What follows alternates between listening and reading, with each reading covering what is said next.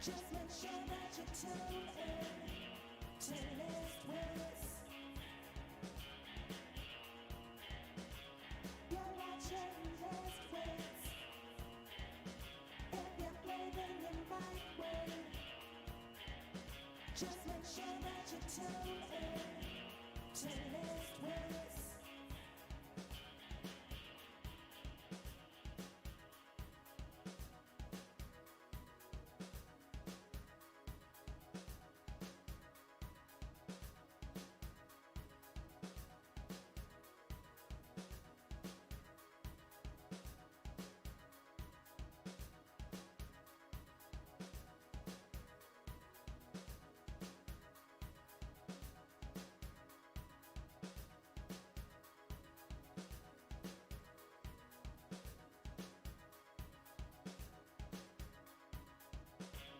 You're watching List Wits. If you're blaming your mic win,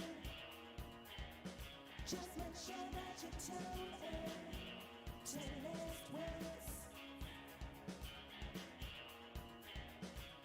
You're watching List Wits. If you're blaming your mic win, just make sure that you tune in to List Wits.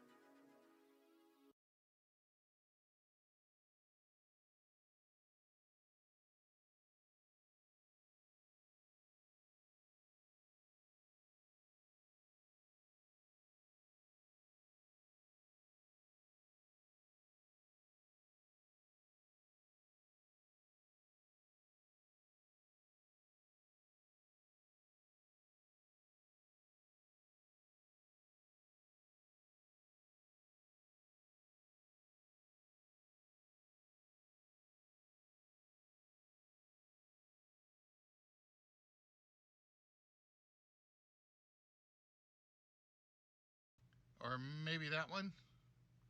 All right, there we go. Now we're back, sort of. I got two Turtle Beach microphones, and I don't know why I've got two Turtle Beach microphones on my system right now. Good evening, ladies and gentlemen, boys and girls, children of all ages. How are y'all doing tonight? Yeah, I know it's a little later than normal, but Bubbles was nice and made me some very, very nice chicken broth stuff. Or we call it chicken gunji mess.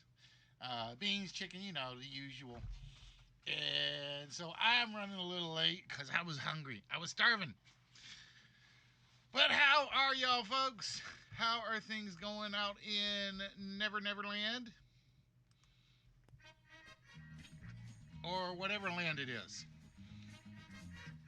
So tonight, ladies and gentlemen, will probably be a short night. Just because of the late start, and I have no idea who's on, what's going on. I don't know anything. I never know anything. I'm just this mop top kind of guy.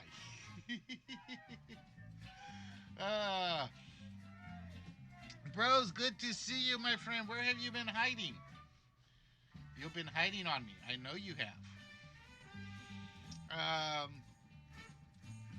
Yeah, so with that, I think we're going to start early and give everybody a chance just to participate with the list tonight. So, ladies and gentlemen, boys and girls, children of all ages, how about we get things started with tonight's list? And again, don't yell at me if the computer picks something that we don't like. Well, yell at me because it's easier to yell at me than the computer, and the computer might misbehave.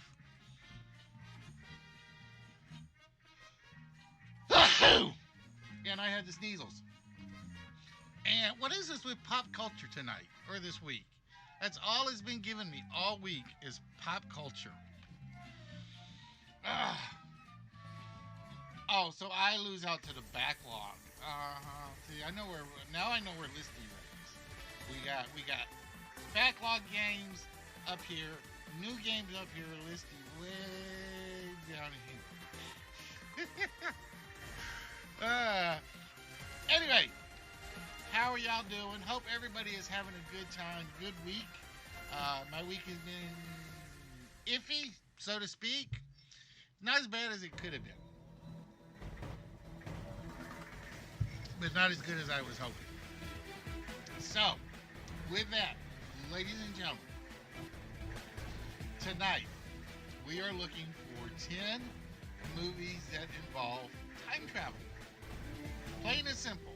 All you gotta do is think of a movie, and they go back a minute in time, an hour in time. They go forward a minute, an hour, 30,000 minutes, which would be 500 hours? I don't know. I'm not sure. Your head has been loopy. Hold still. We can... Where did I put the sword? We can unloop the head. Is right. And here's your host, Jim Carrey. Yes, indeed. We can unloop the head.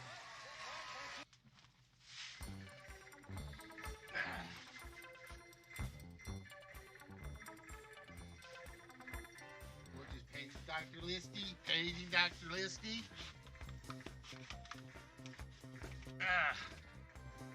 Let's just chop it off, bros. That'll make it help, right?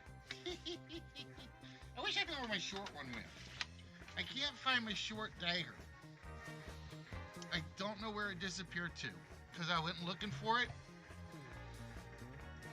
and I misplaced it. I found my scepter. That's always the joy of it, Roy. You never know which ones are going to be easy, which ones are going to be hard. All right, so with that, ladies and gentlemen, the list starts now.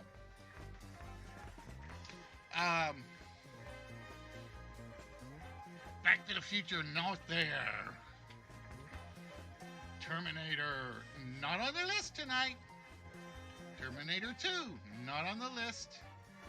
Terminator 3, not on the list. However, Rose starts us off with a winning combination with Looper. Looper is on the list. So this is what we'll do. We'll take the scepter, Rose. We'll thump it right over your head, and then you won't miss it when we do the surgery part. That's what I say. And it'll make bros feel all less loopy. Roy getting number 6 on the list. See, I don't think this one's going to be as hard. The time traveler's wife was on the list.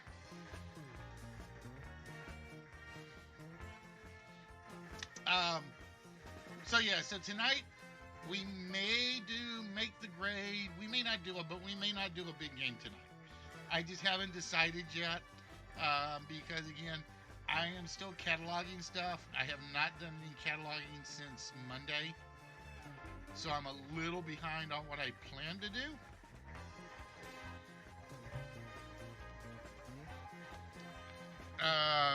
Such as tape up some packages.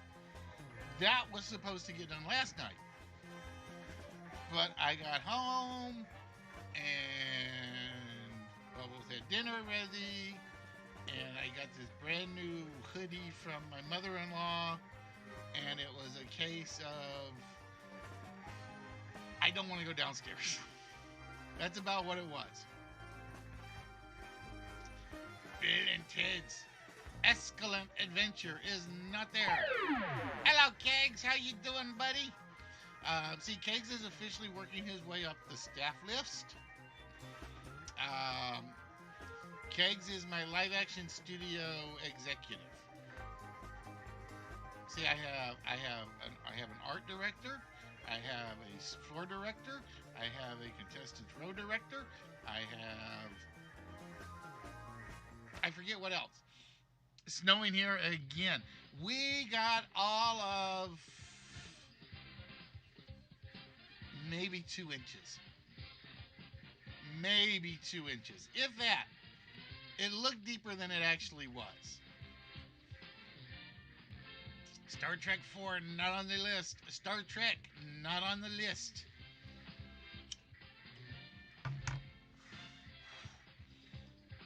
Primer, not there either. Yeah, it's funny because I get up this morning, okay, and I'm watching on the news and they say, well, we're gonna get hit with some snow, not a lot. Didn't get the slightest. We did not get the slightest bit of snow last night. And so the worst part was, I look at what's coming. And there's like snow to the south of us. There's snow to the north of us. And nothing in between. I swear I live in the snowless valley. Because it's not as though it really matters. Because I want to go over to what we call Hidden Valley. We have a Hidden Valley snow resort just outside of St. Louis, and I want to go. But I can't do it because of COVID. Just can't do it because of COVID. And I've been wanting to go for like years. And I'm like, okay, Valentine's Day coming up. We'll just go over there for a day. Nope, we're not open yet. Or we're not available yet. And it's like, oh, it's like frustrating. It's like somebody lift the band so we can go do things. Somebody lift the band. Does movies living the same day over and over count? Yes, if Groundhog Day was in there, it would count. What does it say? It's now or never.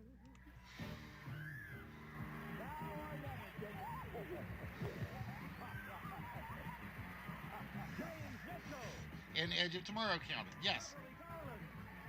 Because officially, he dies, he travels back in time, and starts it all over. So that officially counts. Oh, I wonder if Edge of Tomorrow took their thing from Groundhog. That's what it is. The aliens attacked on Groundhog Day. That's why Tom Cruise kept dying and coming back. Happy Death Day to you. Happy Death Day to you. So I got to get my match game fixed because I'm going to have some friends at Bubbles. At some point, they're going to be your guest celebs. And we're going to do a match game show. I've got the basics for it programmed. I got to figure out how to get the Discord cameras in there. That's the one thing I haven't figured out how to do yet. I know there's supposed to be a way to do it, but I haven't figured it out yet.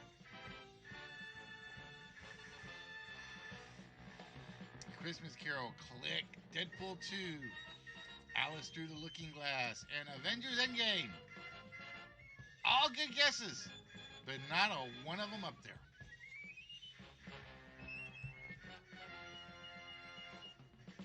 I'm trying to remember, was Deadpool 2 time travel? I don't think I've ever seen Deadpool 2. Tenet, not there.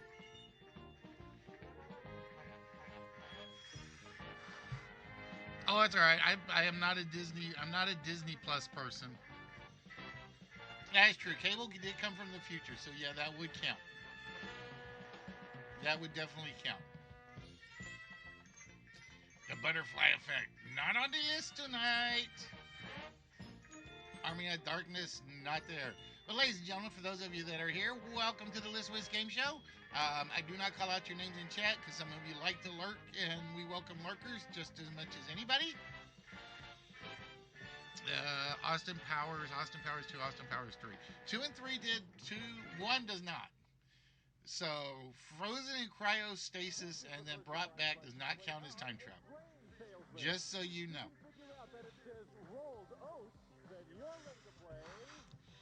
Ah, bros, you got one of my favorite books and least favorite movies. I love Timeline. I love the book in particular. The movie so annoyed me. Because the movie did everything wrong. And whoever made that, Michael Crichton deserved to shoot you. I don't remember who directed Timeline, but Michael Crichton deserved to shoot him. Are there any super obscure ones? No. I don't think there are any super obscure ones this time.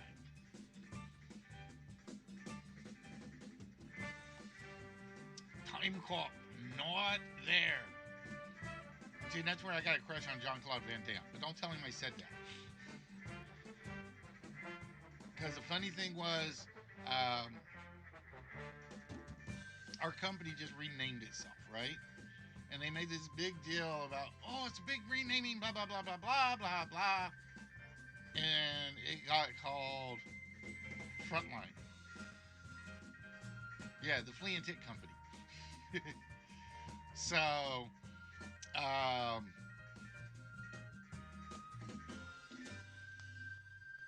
so we're making all these jokes about being on the front lines. Yeah, we're the targets. We're the ones that get shot at, so on and so forth.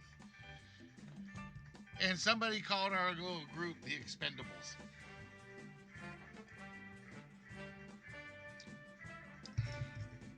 So I basically told them, I either get to be Jet Li or Jean-Claude Van Damme. And I think with the way the hair is turning out, I'm turning into Jean-Claude Van Damme. I think. I don't know. What do you guys think?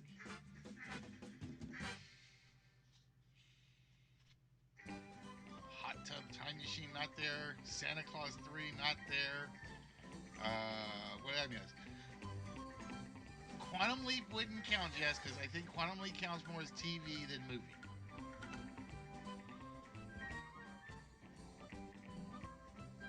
Slaughterhouse 5, Contact. It's a Wonderful Life. See, I would count that one. I would count that. My all-time favorite Christmas movie. And I don't care what anybody says, it puts Christmas Story to shame. Spy Kids 4, not there. Deadpool 2, not there. Stewie Griffin, The Untold Story. I'm afraid to ask. Ah, Kegler getting my love story of the list, sort of. Kate and Leopold.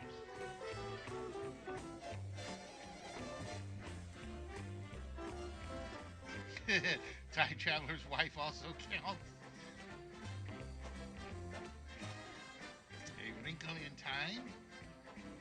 Planet of the Apes. Nope. I will say, you should have heard of every one of these. I don't think there's a really obscure one. I will say 10 might be the hardest. I'll say maybe. Turtles in Time.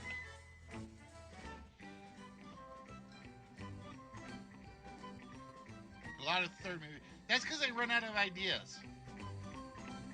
At least with Back to the Future, they was like, that's the whole theory, time travel.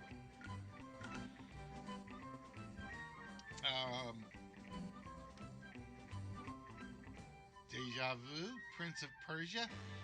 Ironically, I think Prince of Persia was on the list, on this list last time it came up, but nobody got that one. Donnie Darko, I know is in the file. It just never seems to come up. Minutemen. All right, so somebody's got to remind me, okay? Because I want to see this movie again. What's the movie where you buy stuff with seconds off your life? I swear there's a movie where you basically like buy a cup of coffee, it's 8 seconds. You buy a sandwich, it's a minute and something. Is it In Time? I want to see that one again. I cannot remember.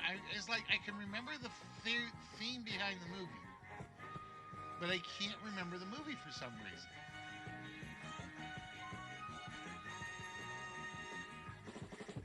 Yeah, it's the one with Justin Timberlake.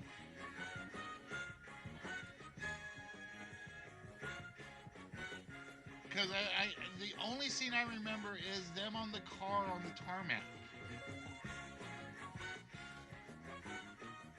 It might have been In Time. It might have been. Well, see, I say that about Looper. Looper, I thought was just in time. Okay, that's it. I want to see that one again. I really do. But I don't want to go rent it. I just want to see it. So if anybody's doing it in a watch party, let me know.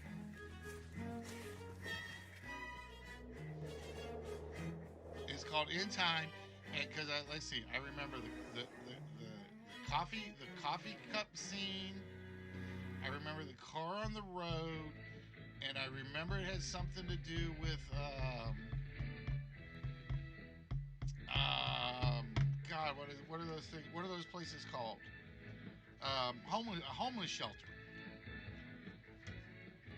And that's all I can remember about it.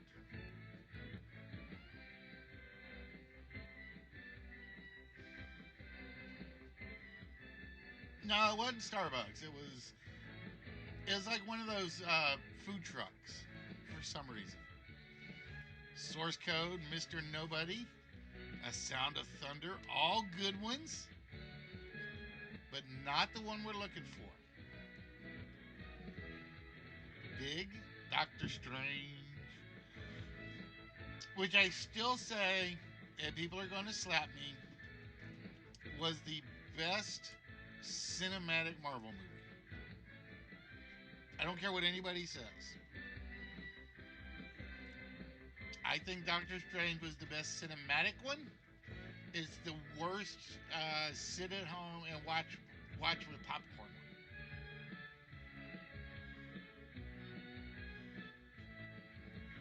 Terminator Dark Fate, which I have never seen yet. I think the last one I saw was Genesis, and the only reason I watched it was because I wanted to see what character Matt Smith played.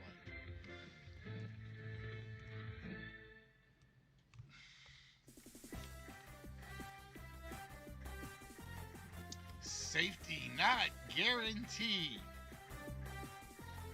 All right, so we got 3 left.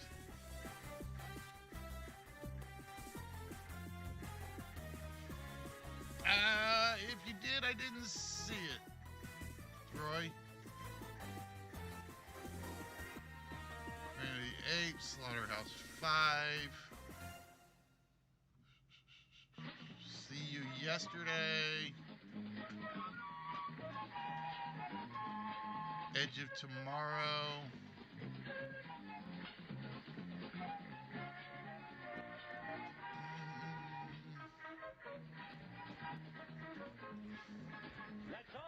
Might have meant to, but I don't see it on my list. Let me scroll up and see.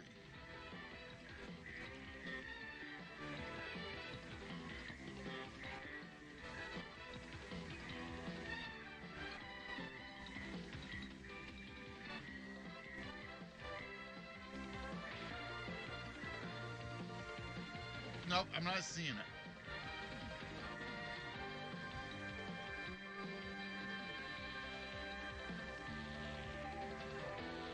The Family Man, 12 Monkeys, Yes, they were supposed to make a Doctor Strange 2, and I don't know why they didn't.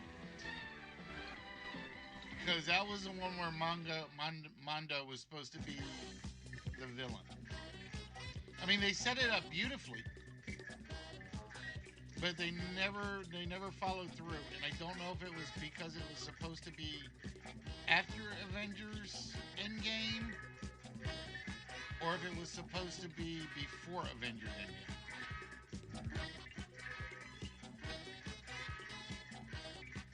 Well, COVID stopped a lot, so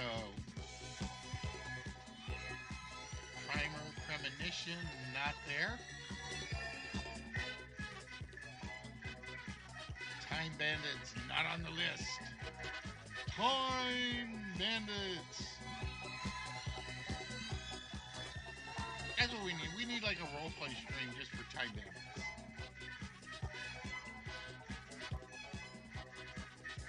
Premonition, Harry Potter.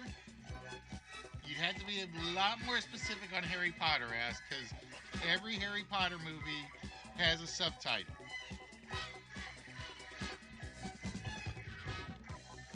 Mr. Destiny.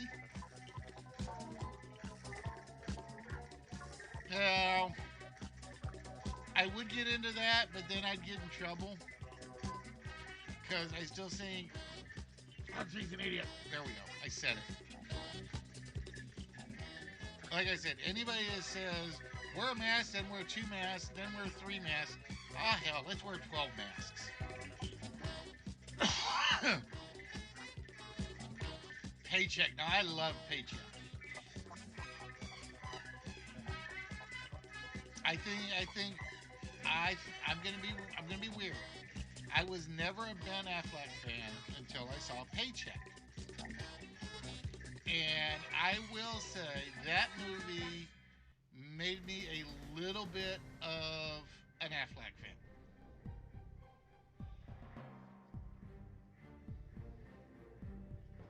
Passengers, not there. Arrival, not there. Deja Vu, not there. The Flashpoint Paradox. You know, nobody's ever guessed that one before. Affleck sounds like you like the insurance company. No. Final Destination, Predestination, Going on 30, Source Code, Philadelphia Experiment, not there. Star Trek, First Contact. And you know the funny thing? Everybody will say Star Trek, then they'll say Star Trek 4, and they might even say Star Trek 5. Or not 5, 3. Wait, which one do they come back with? They deliver to Wales and come back in 4. There's another one with time travel. Do pre-nominations count? No, if it hasn't hit the screens yet, then it doesn't count.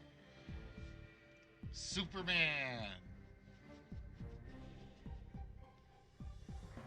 Pre-nominations.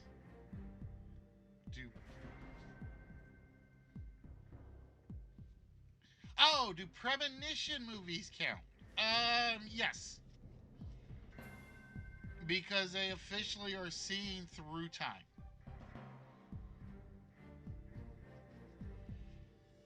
Yeah, but you ever notice, okay, go back and look at Superman spinning the movie backwards, or spinning the earth backwards, okay? Notice the only 2 places that are affected are Hackensack, New Jersey, and Los Angeles. That's it. It's a very, very weird way to do time travel. The Iceman Cometh. I loved that movie.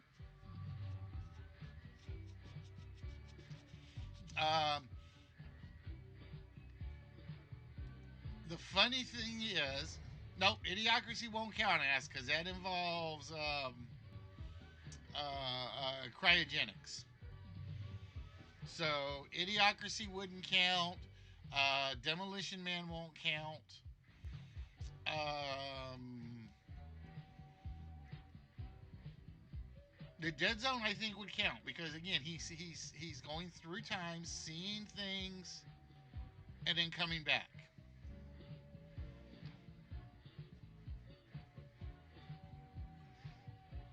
The ice is going to break. Um, I need to start setting up my future boyfriend. Jason X won't count. I don't know. I quit watching Jason after part three. I quit watching Jason movies after part three because then they just got stupid. Jason takes Manhattan. Jason in space. Um, what's the other weird one I can't think of? There's another weird subtitled one for a Jason film.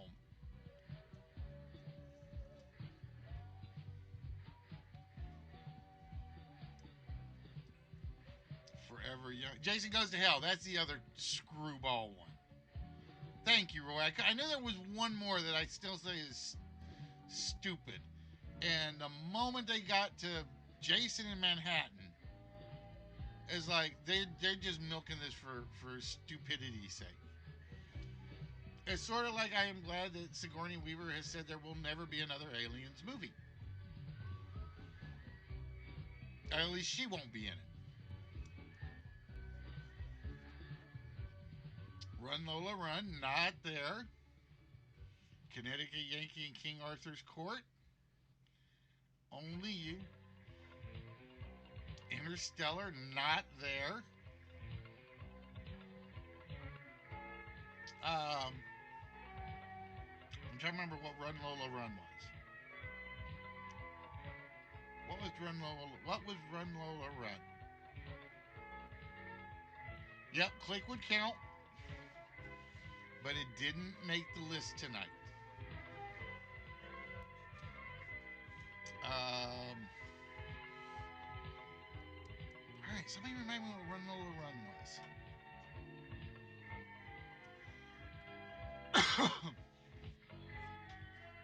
Oh, and if you guys have any suggestions for list ideas, password ideas, or you don't say ideas, or definition, a movie where Lola runs, only if it's Bo Derek and never mind. I won't go there.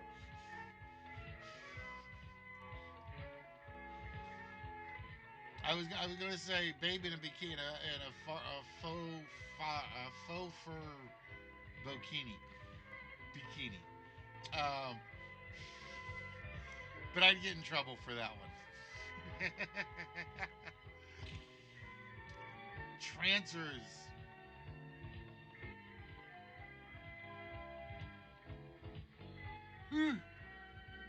Alice Summons the Looking Glass. Not there. Ooh, Sphere. I like Sphere. Let me rephrase it. I think Sphere was one of those slowest good movies that you had to watch all the way through like twice to appreciate. It's sort of like The Cube. Um, I have watched The Cube, Cube 2, Cube 3, and Cube 0. And Cube 1 I loved. Cube 2 I didn't like. Cube 3 I sort of liked. And then I went back and watched Cube 0. It's a very bad movie, but I loved it so much because it set everything up. Or Hypercube. Yeah, Hypercube was stupid. The Last Sharknado.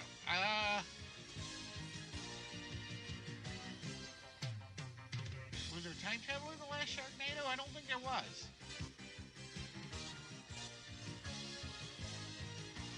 I'm trying to remember. I've only ever watched like 1 and 5.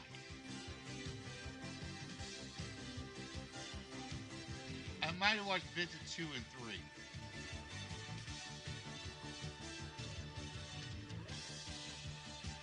Okay, so I have never seen that one. I will have to admit, I've never seen the last one.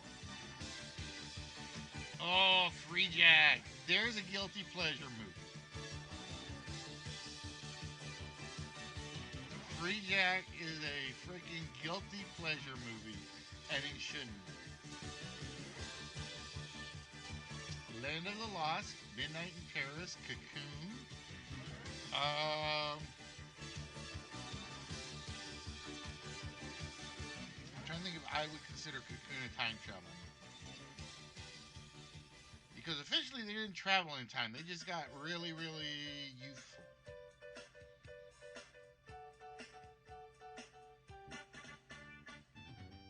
Yeah, I'm surprised. But they were cheap. They were sci-fi. Sci-fi loves making sequel movies. They get a bad cult. They make a bad cult movie, and it's gonna be a hit. It's gonna get done over and over. Um, One, for instance, now I don't remember if I have the information right at the top of my head. Final Destination was supposed to be a one-off movie because it was made on the cheap. I think they said it was like $250,000 to make the whole film, but it was such a cult hit they had to make 2 and 3 and 4 and Paranormal Activity. The first ones weren't great, but they turned into such a cult-loved classic. It's like, okay, it's free money.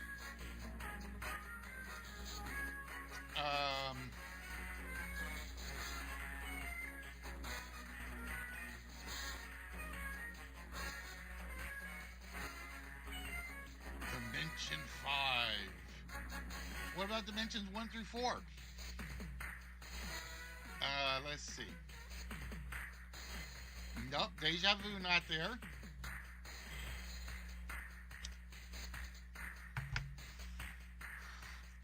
So again, premonition movies do count. Cryogenic movies do not count.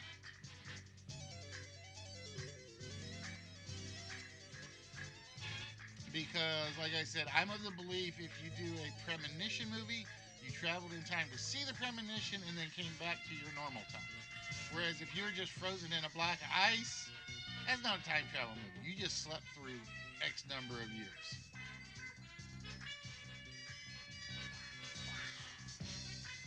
Lost in space. Oh wait, that's Pigs in Space. Wrong one. 12 Monkeys, not there. Ah, see, I knew somebody would catch on. I told you guys there was the premonitions. That meant you guys just had to find the right premonition movie. Nicolas Cage in Next. And I'm a Nicolas Cage fan, and I hated that movie.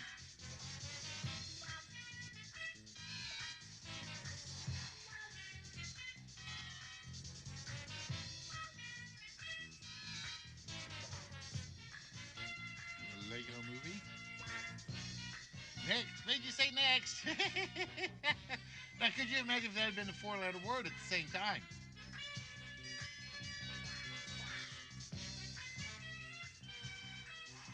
That would be Snot, Bell, Zast, and Loat.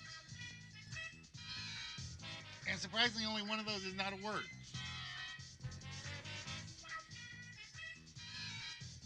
Knowing, not there. Land of the Lost, not there.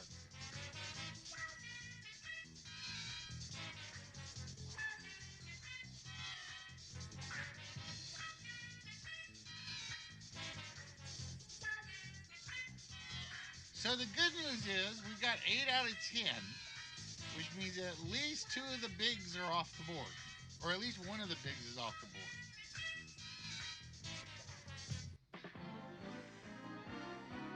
You're also thinking Bad Driver. Now, see, that's one I want to do. Oh, I just came up with a list I want to do now. We'll make the girls go gaga for a Nathan Fillion list. Ladies and gentlemen, Just anything that Nathan Fillion Bunkhouse. voiced or acted in.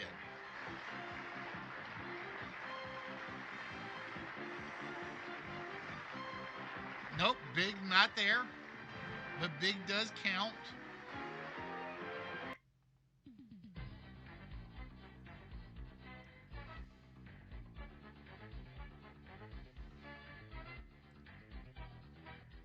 In the shadow of the moon.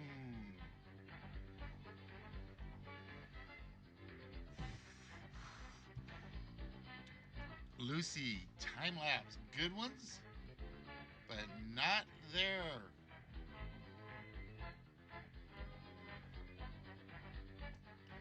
Forever Young,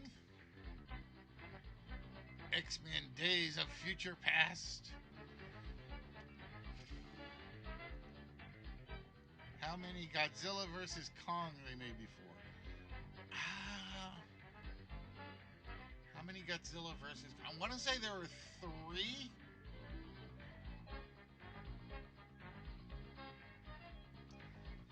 Oh, Ark. That is that I'm gonna say Ark is a guilty pleasure Netflix one when it's on.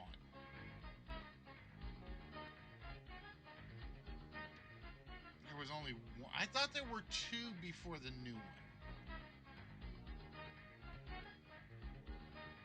I thought there were 2, and then the new one made number 3.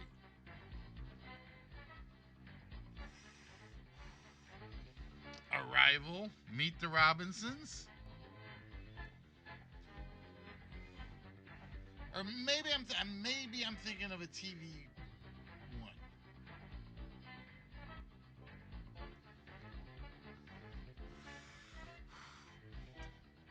Prince of Persia, not there. Blood Punch, not on the list tonight. The Girl Who Leapt Through Time, which I have never seen. I've seen The Girl with the Dragon Tattoo. I have never seen The Girl Who Leapt Through Time. Doctor Who, the movie. You'd have to be more specific, Roy, because I don't count the Fox one, but I count the other ones. Because the other ones were in black and white. No, the other ones were colorized in black and... Were they black and white?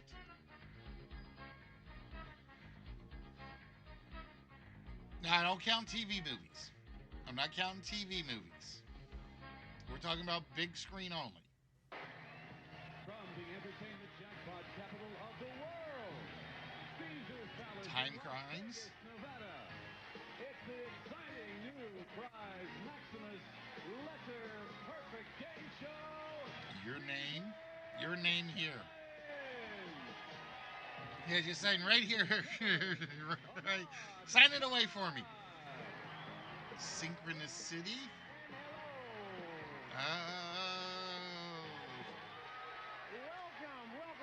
Welcome to Las Vegas and welcome to Caesar's Why am I Palace. thinking Now, of this is a Michael game show where Keaton in you not only get a chance to win these beautiful Synchronicity? prizes, That but doesn't also sound right. This $45,000 Lincoln Star Trek Generations, First Contact, Stargate, Groundhog Day.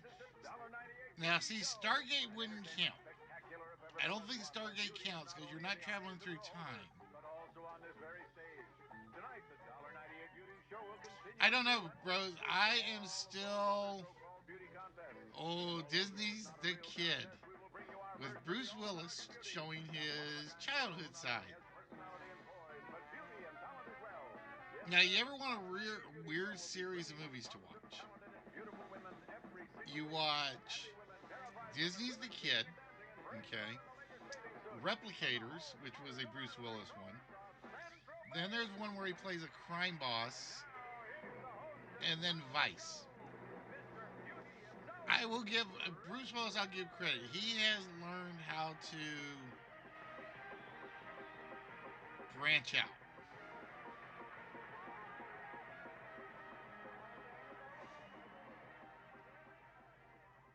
Doctor Strange, Forever Young, The Kid in King's Arthur Court, Kung Fury, Shaolin Soccer, I win. Source Code, Dalek Invasion Earth 2150. That was the one I was referring to. And then there was one other one, and I can't think of the name of it now. Primer? Nope.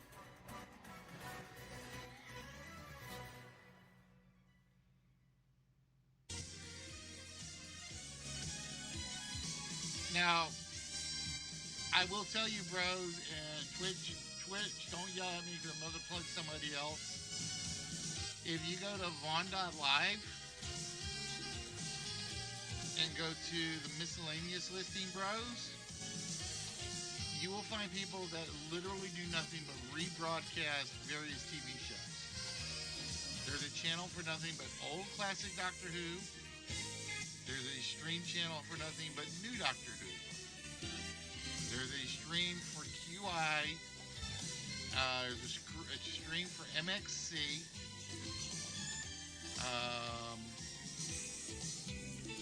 There's one that does nothing but like Futurama and Simpsons. It's one of my favorite do nothing websites. I'll just literally have it playing on one screen while I'm working on stuff on the other, and I will get so hooked on watching the streams that I'll forget to work on whatever I'm working on. The Lake House, not there. Forbidden Kingdom, not there. I'm just glad nobody said Village.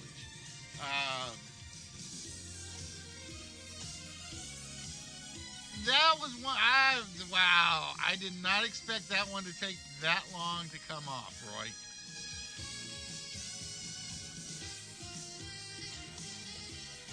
The Navigator. You're the Navigator.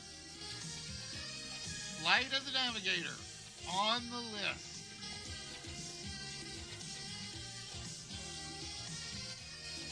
Alright, so we got one left. And I will give you a hint. It involves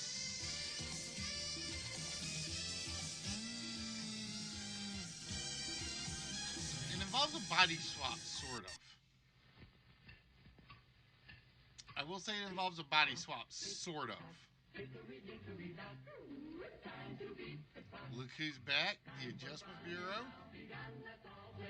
I've never seen the Adjustment Bureau yet. I think that was one of those I had on Tubi, and I'm watching it, and I fell asleep during it.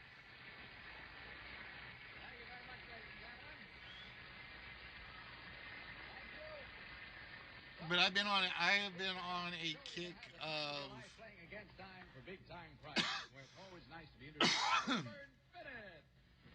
I've been on a kick of watching variations of the world's most dangerous game.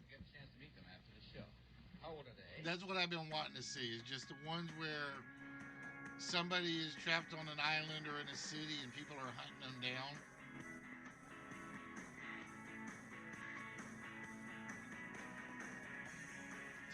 Going on 30, being John Malkovich, 17 again.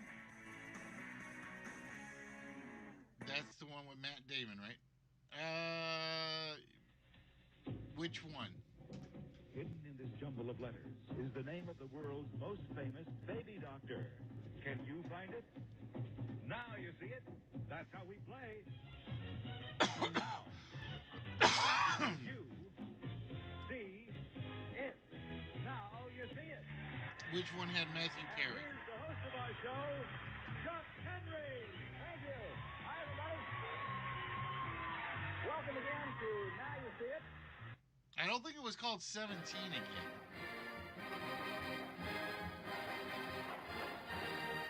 I thought it was a different name.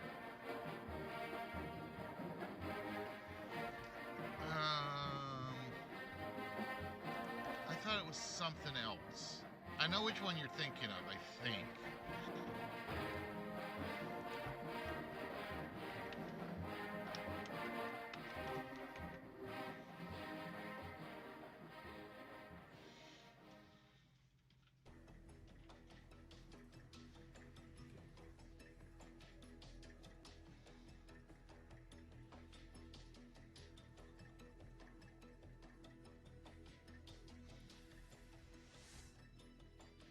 was 17 again. Okay. It was 17 again. Because it had Zac Efron and Matthew Perry. And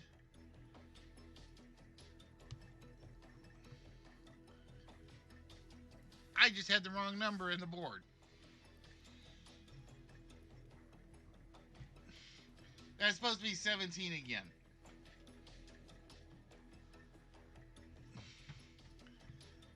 Why did I? Because I was thinking there was a different movie. Because Matthew Perry's the 17 again one. And 18 again.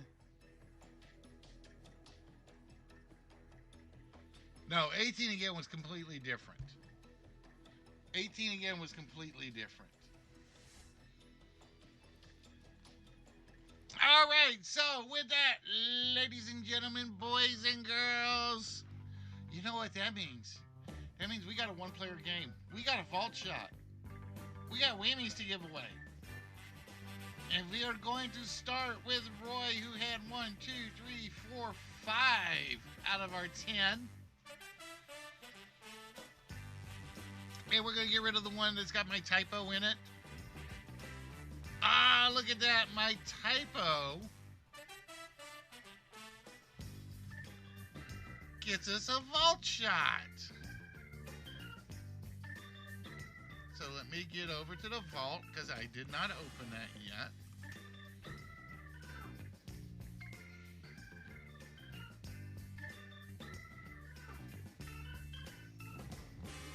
There's a dialogue box. I don't have a dialogue box open yet, do I?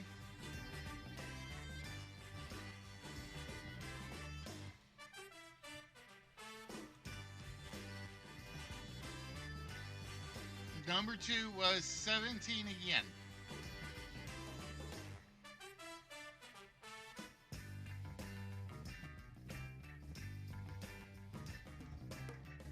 Come on, vault board. Open up. There it goes.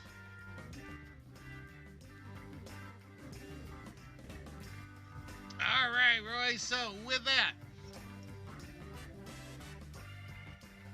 you now get an official shot at the vault. So, because you got it on the list, you get to pick one dial that you are going to remove an incorrect number from, Roy. Which dial would you like that to be?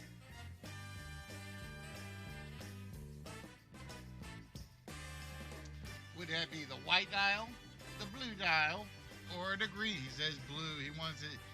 He wants this number down by 1.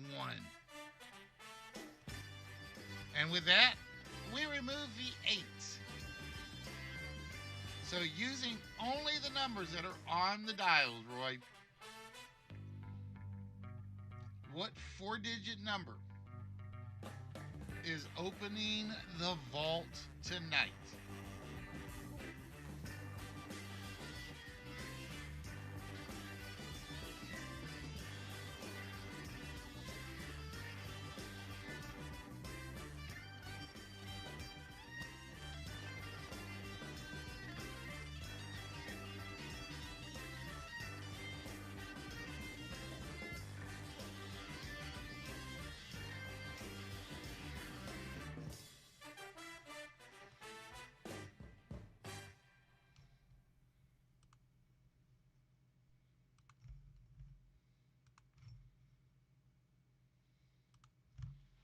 All right, Roy says, let's do a little symmetry. Roy says 94. 94. So we lock that in. 9, 4, 9, 4 is officially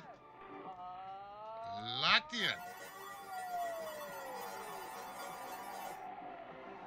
And did we open the vault with a 1 in... Brian, give me the math. 8 times 3 is 24. No. 9 times 3 is 27 times 7 is 129? No, that doesn't sound right.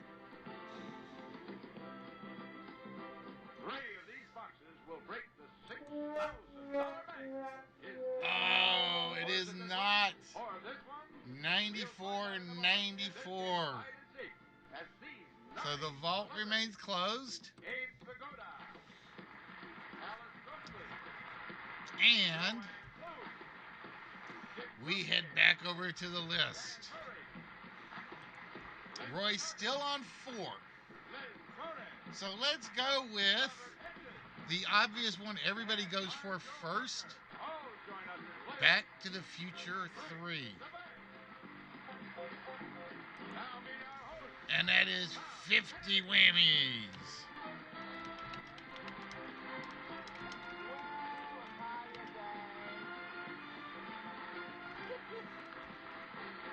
Yep, there is one vault shot per list, and then you can spend points for a second for other vault shots.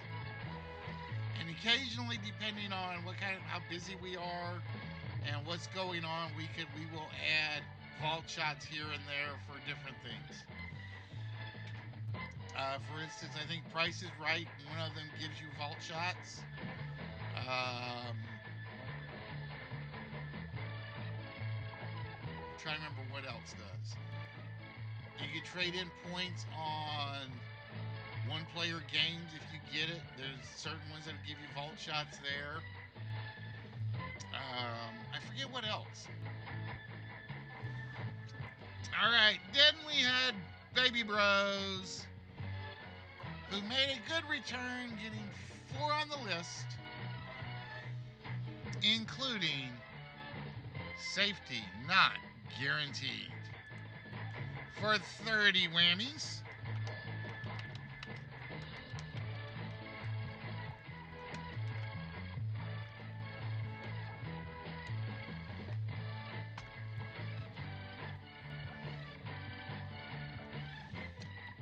And let's see where that puts us. That puts us at Roy at 3, Bros at 3, Kegler at 1. And we are going to see if Roy is a navigator. How good is your shooting, Roy? Because you just shot up 45 whammies.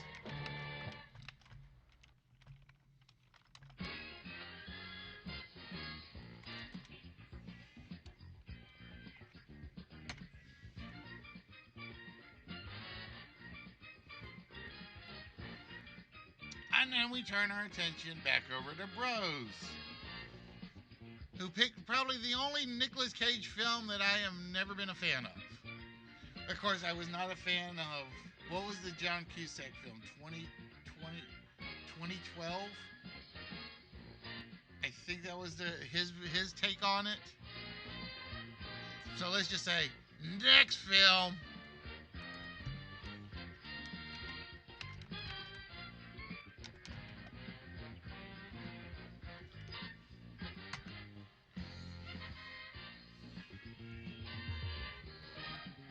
And then we head back to Roy, who basically just wanted to kill Tom Cruise over and over and over and over.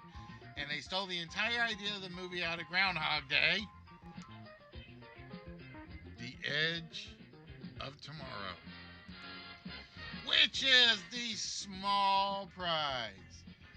All right, I don't have the camera shot set up. So basically, Roy, you get to choose from box 1 or box 2. Like I said, I'm still cataloging things, so I've got some stuff moved around.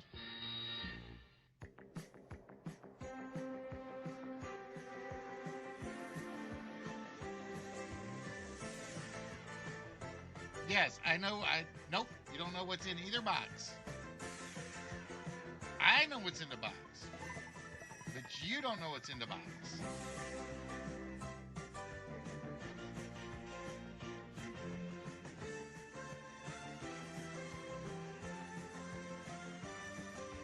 The boxes are typically anything from Hot Wheels to Star Trek figures to key rings to comic books to just small items, Pez dispensers,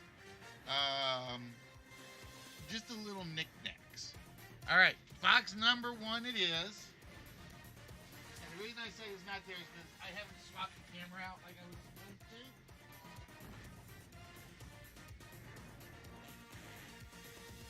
In box number 1. Oh yeah, Happy Meals toys. Just a lot of the little knickknacks that I pick up here and there. But Roy, you are now the proud owner of your very own Jaguar. Ta-da! You are the proud owner of your very own Jag from the D-Type. This is number 184 in the collection series. So congratulations, Roy. That one is now yours. And where's my good pen? I left my good pen upstairs. Damn it.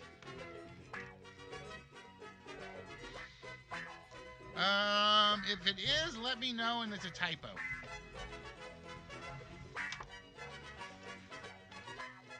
But no, I think it's Epson. I think it's Epson.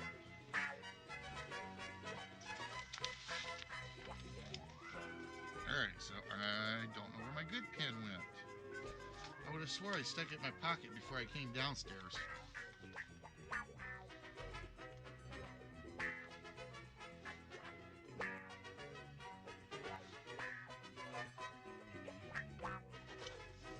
Alright, so we got that one marked down.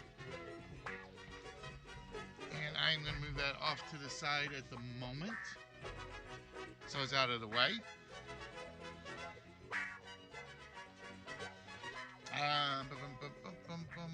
Is it Epson or Epson? Let me see. Epson. Yeah. Yep, it's Epson. Yep, just send me your mailing address, Roy, and Whispers is fine. Discord, message. Either way will work. And that's all it takes. That is all it takes. All right, so with that, we still got a one-player game up there somewhere. Could it be Michael Crichton in the worst remake of a book ever? Timeline for Bros.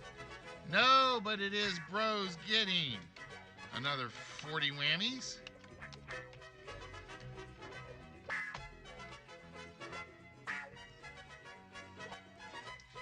And that means we are down to a 1 and 3. Is it Looper? Is it Kate and Leopold?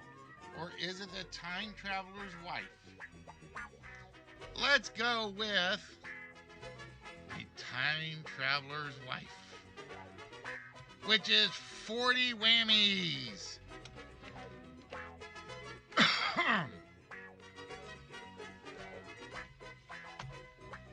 So look at it this way, Roy. You just, let's see, 45 plus 40 plus 40. That's 125 whammies, a vault shot, and a small prize. Not bad. All right, and then, does the one-player game go to Bros? Does it go to Kegler? It goes to 5 whammies for Bros. Yep, it did come through. And that means Kegs. You're sitting back there just watching, just waiting, just wondering. Kegs gets our one-player game tonight. So, Kegs, are you ready, my friend?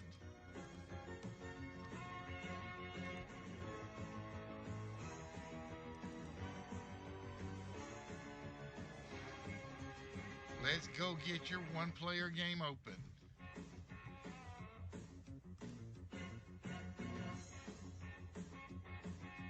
Ah, there you go. Bros showing you how it's done.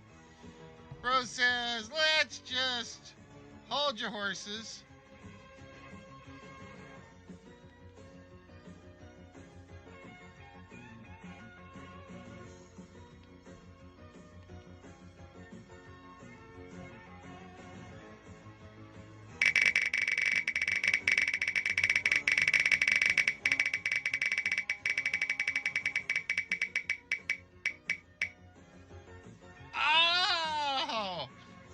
just like that, we got to go back over to a vault shot.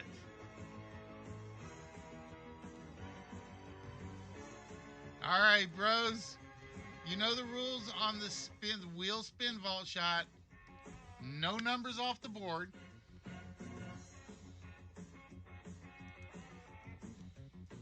But you know one combination it's not already.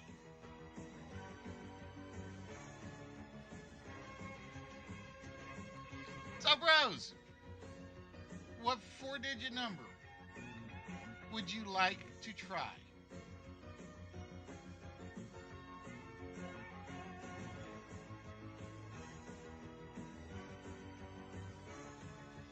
Rose says we're going to do a little different here. We're going to go 9, 1,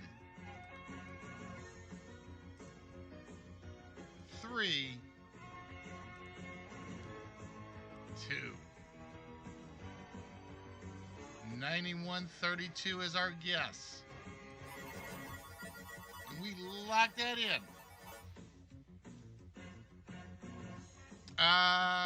There is, on the wheel, there is one that can erase numbers for you. But yeah, to remove a number takes some effort.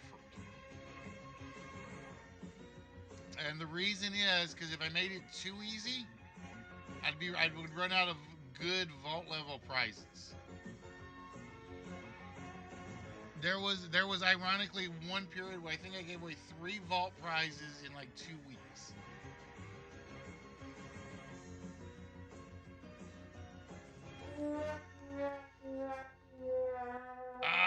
It is not 9132. Yeah, the one on the list is an erase number. Some of the one-player games, you trade in the whammies you win, and you can buy a vault shot. I've got to find the chart for it. Depending on the game and how many whammies you win, you can trade in whammies for a vault shot with a number off. And I think there is one on the wheel where it's a vault shot and a number off. Let me see. Let me pull it up. I might have taken that one out.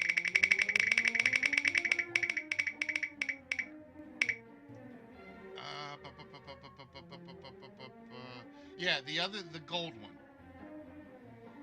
So the blues are standard vault shots. Then one gold one's a small prize, and the other gold one is a vault shot with one number off. All right, Kegs, if you are ready, my friend, it's time to find your one-player game. Is it 1 versus 100? Is it Secret Fortune? Is it Cash Cab? Is it Show Me the Money? Is it one that is rarely picked? You deserve it. Is it the computer's love fest with Winsanity?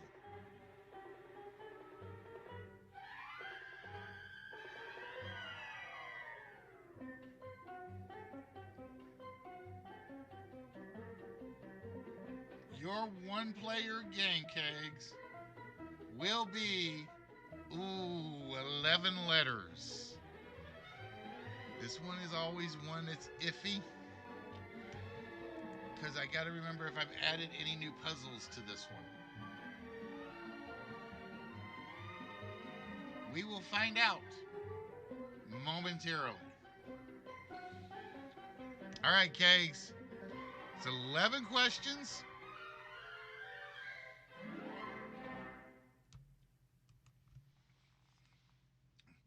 Each correct question starts with a letter of the alphabet.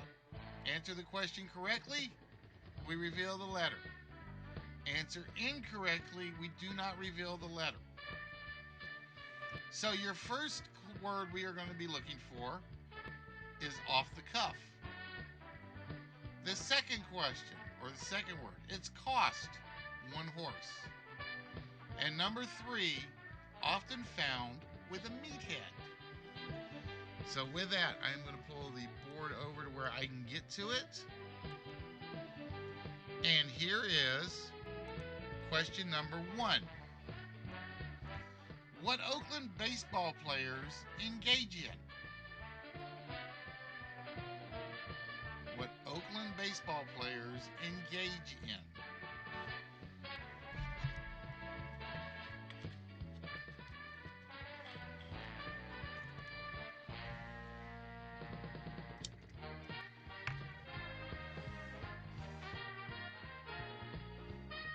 It is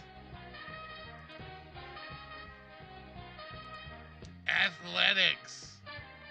It is indeed athletics, which means you get to see all the A's when it comes up on the board. Question number 2. Professor pontificating politely for pupils.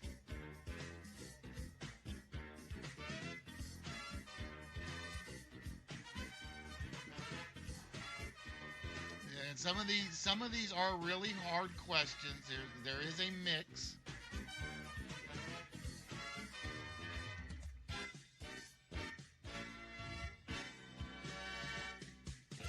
It's basically, you see the 3 words that are blanked out, Roy? There are 11 different letters that make up those 3 words. So there is a question that comes up for each letter. The clues can be hard, they can be easy, it just depends. It is a lecture.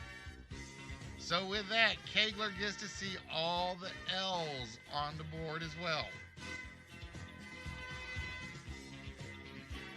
Next question. Is it an oasis or not?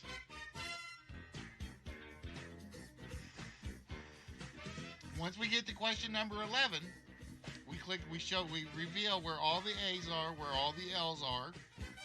Everyone that he got right, we show the actual location of.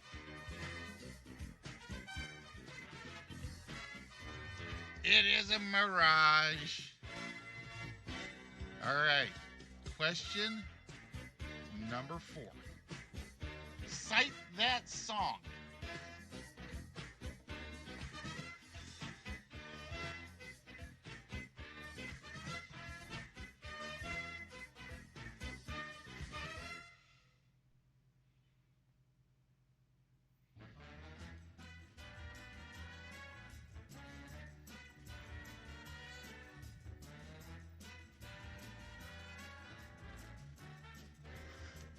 Nope, it is not sing.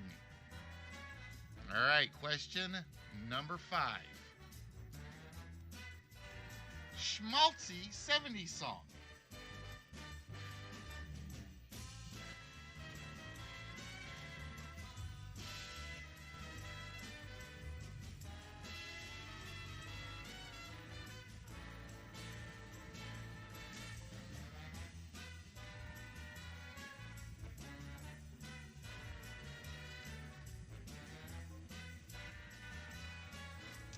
Schmaltzy 70s song.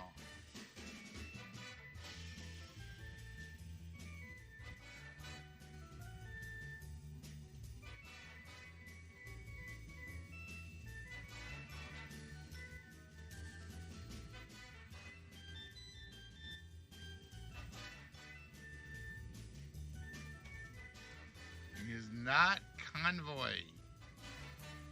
All right, question number 6. Intriguing profit on your savings. Ironically, it picks some of my same questions over and over, which is always frustrating.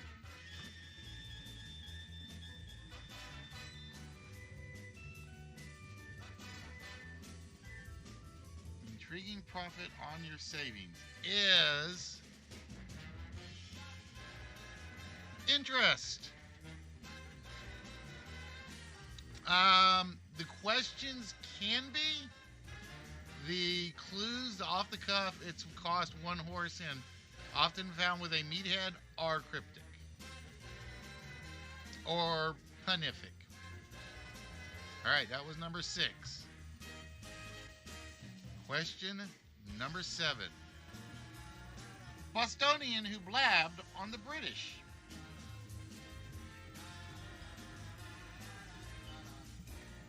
The ones for the letters can be. Sometimes they are. Sometimes they're just bad jokes or bad puns. And sometimes they're just really weird definitions.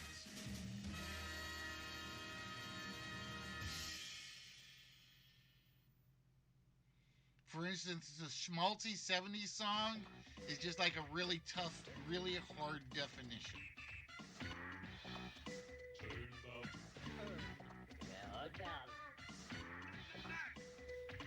It is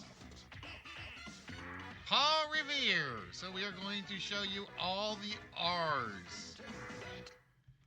Question number 8, Kegs.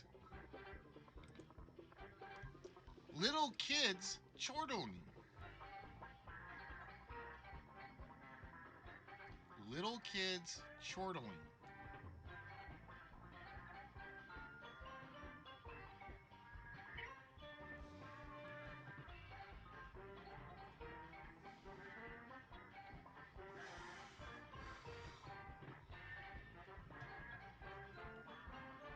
Like I said, I know this one has come up a lot.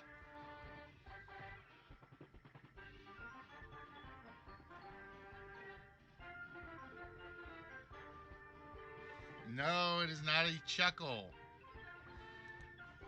Number 9. City in Wisconsin, by gosh. Now, if you don't get this one, you're going to get smacked in the head, Kegs.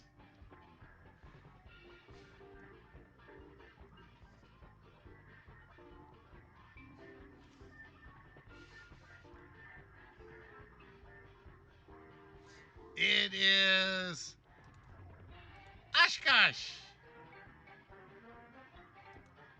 All right, question number 10. Leftover too many fountains and buses.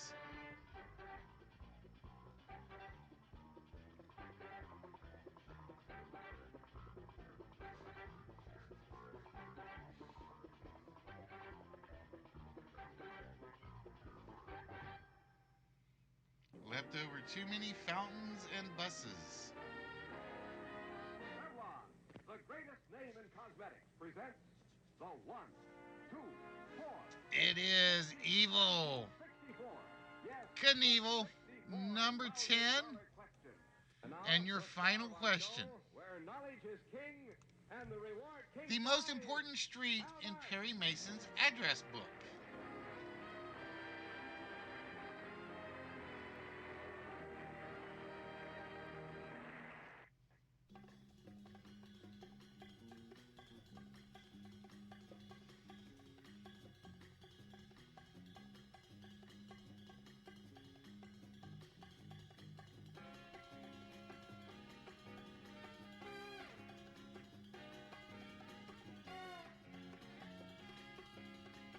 Is Della Street.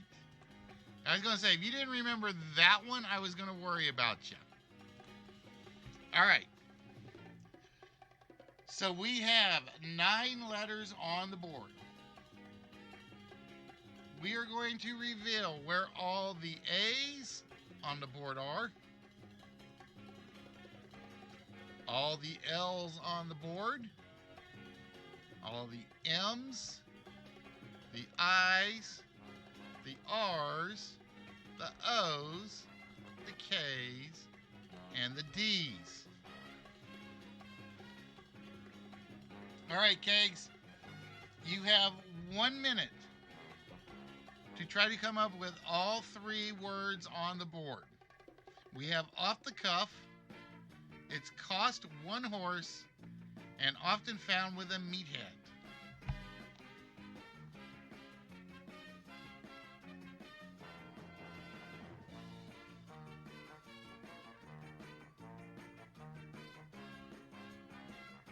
And I think you should be able to get all 3 of these.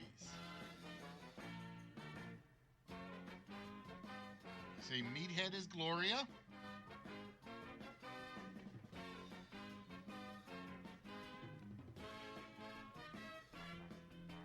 One horse is a kingdom. And off the cuff.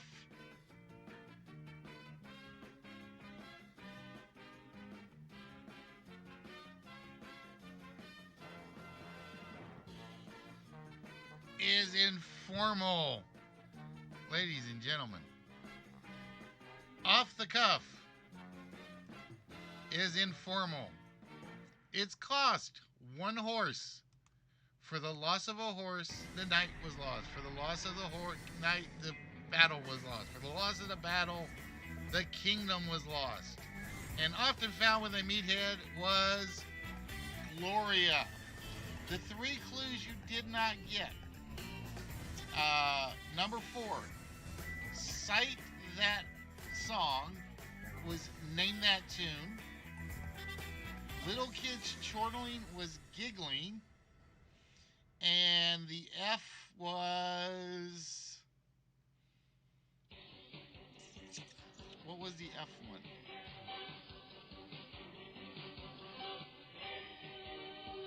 Oh, Feelings. The Schmaltzy 70 song was Feelings. So congratulations, Keg. I get to throw that entire puzzle out, finally. And with that, we go medium prize.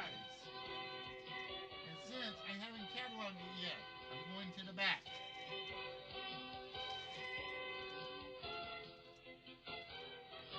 And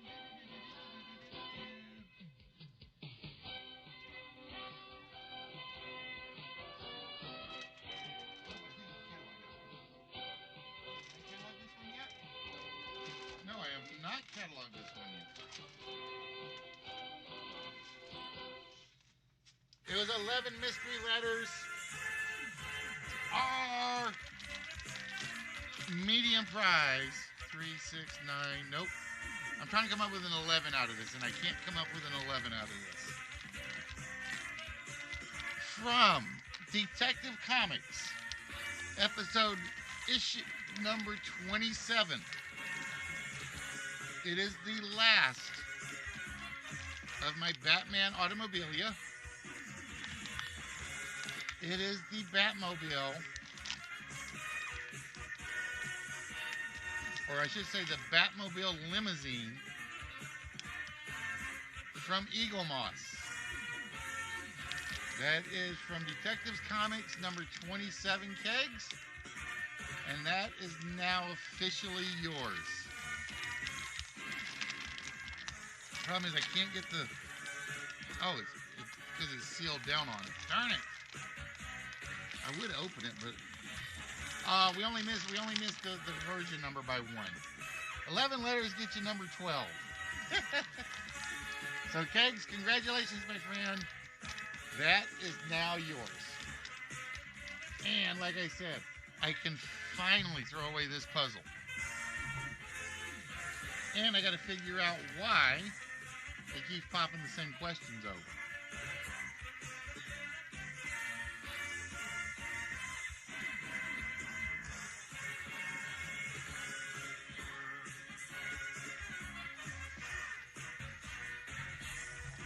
All right, guys. It is 8:30. So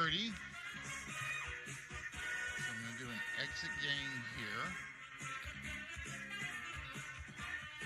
And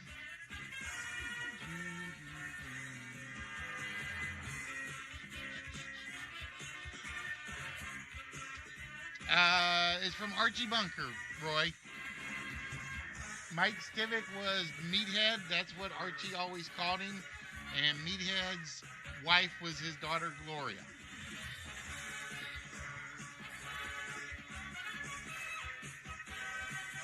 All right, so we're going to close that out.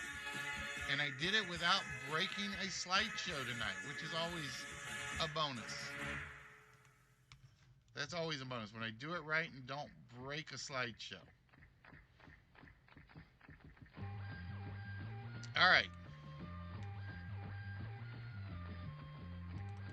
we are going to try this and hope it works. So we are looking for 3 interested members.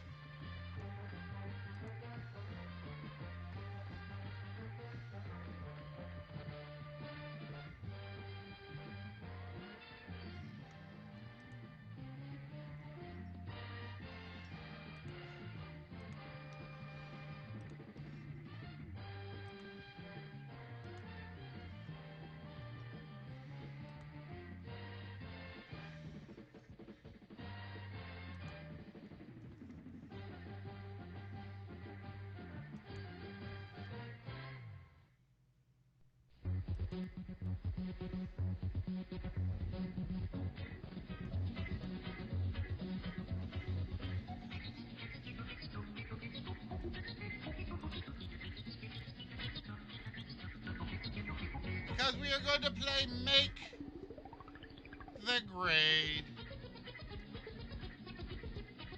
So we're looking for 3 interested people. And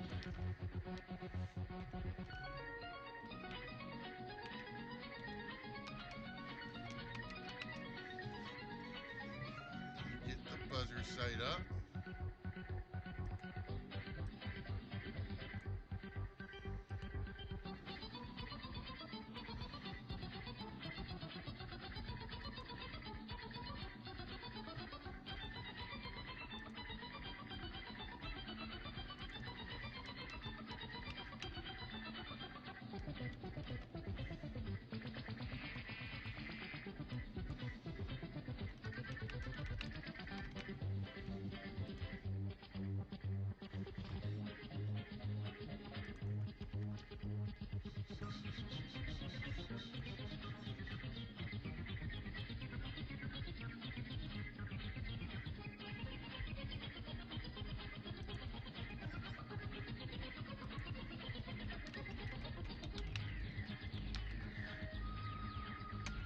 All right, so that is the site and the room code.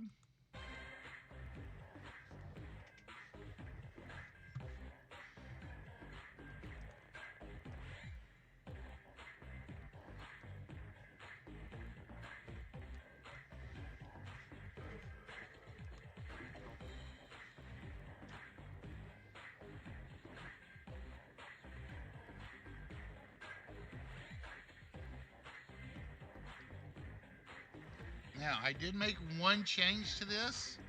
No longer is it multiple choice. So I don't know if I've got enough questions to get through a whole game.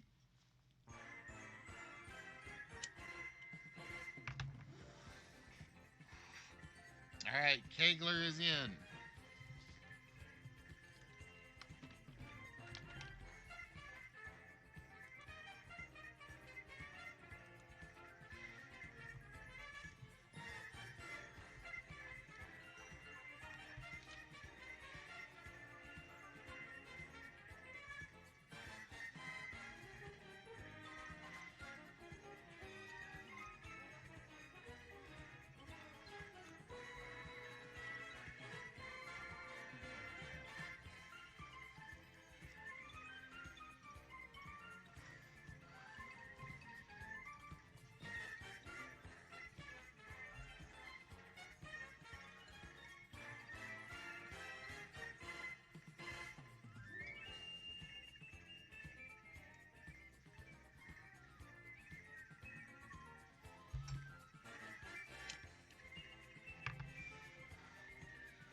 And if you guys want to get on the Discord, you don't have to for this one.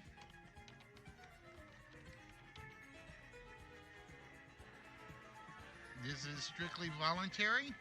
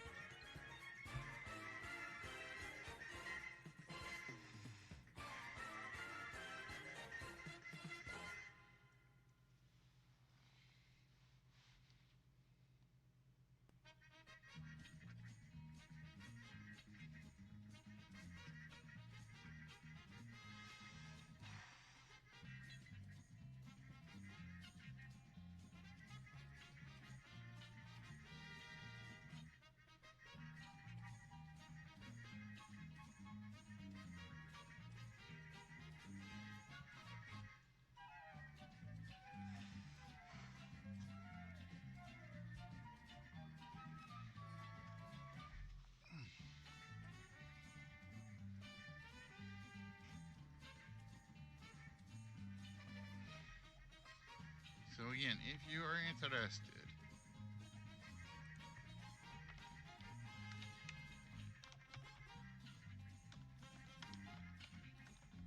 it is GameNightBuzzer.com. Non-secure. Room code is RYGPA.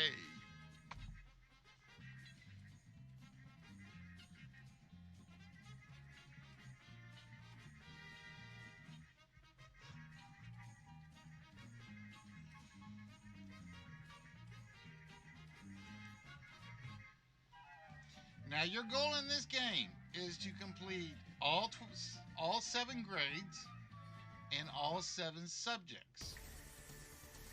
So, for instance, if you are able to collect everything diagonally, that's a quick 7-question win. However, let's say you have science. Let's say you scored elementary science, and somebody else picks 9th grade science. You cannot re-win the science one, but you can win the 9th grade from that. Your goal is to get 1 square in each row and 1 square in each column. However, we have what are known as fire drills. Fire drills are graphic puzzles very similar to Mental Samurai. The first player to get a fire drill right can claim any one of the 3 desks for himself. So let's say Kegler starts filling up, like he's got elementary 7th, 9th, 10th, and he's got 6 of the 7 subjects. And we draw a fire drill. First player to get the fire drill can claim Kegler's desk. The answer is Whiskers is right. And here's your host, Jim. Nope. Go ahead and sign in, Roy. Just hit the website and I will know you're in. So Bros will have desk number 2.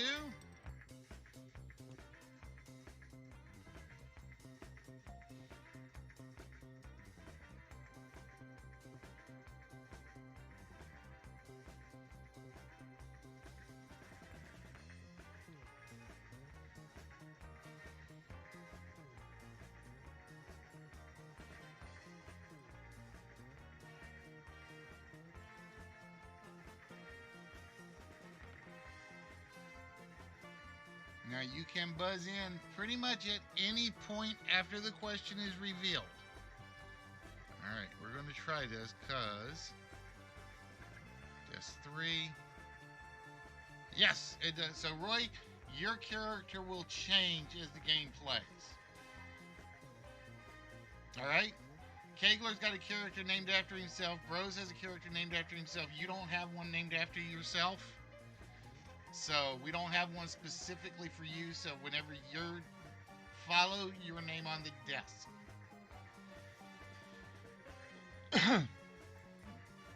And with that, we are going to start with Kegler. Kegs, what grade and subject would you like?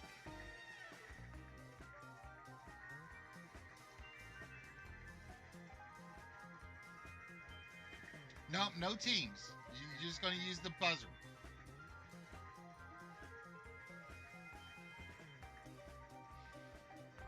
The teams are like, it's something that the site made up in case they do it that way.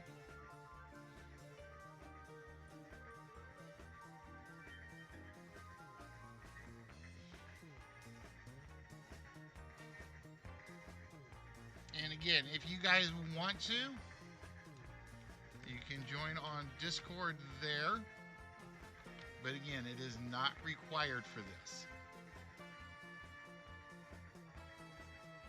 So Kegler, we have science, geography, history, English, U.S. history, music, and world history. And we have the grades elementary, 7th, 8th, 9th, 10th, 11th, and 12th.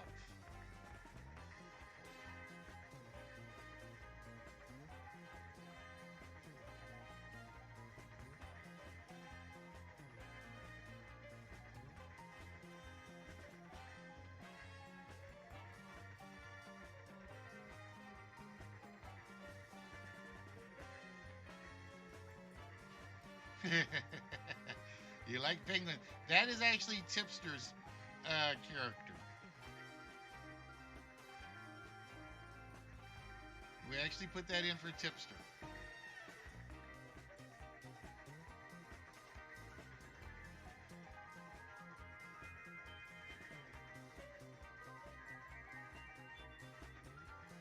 Now just remember, you have to buzz in to answer the question.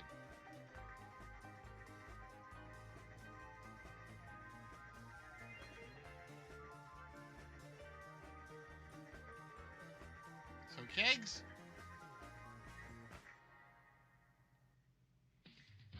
Which category and grade?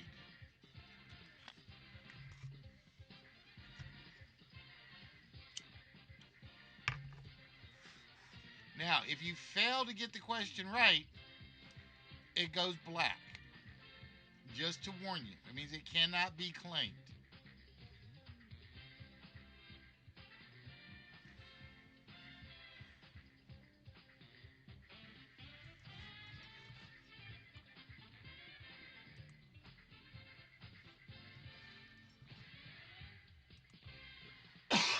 Oh, he'll come around.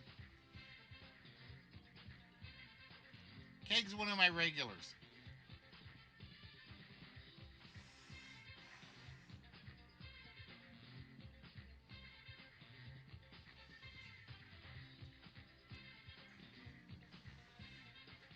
Keg became a regular the moment he got the pimp character. He's like, I like the pimp character. I'm staying around. All right, Kegs. That would be Little French Lady. Little French Lady left chewing gum under your desk, bros. So, Kegs, what grade and what subject?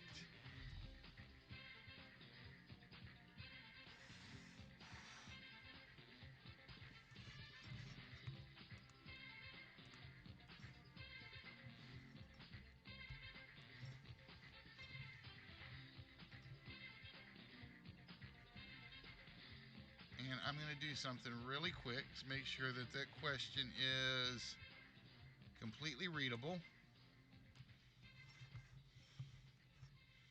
when it comes up. All right, we are going for 8th grade geography.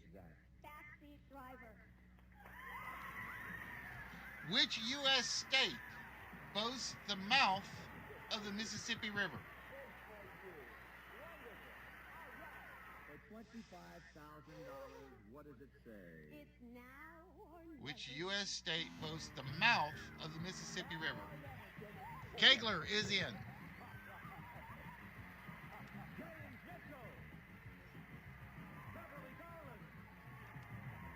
Kegler? Is it Louisiana? It is Louisiana, but it is a lose. Fortunately, you didn't have anything to lose on that one. All right, no points for that one, but you get to choose the next category. Now, there are a number of take squares, which means you can take one of your opponent's colors. If you hit a lose,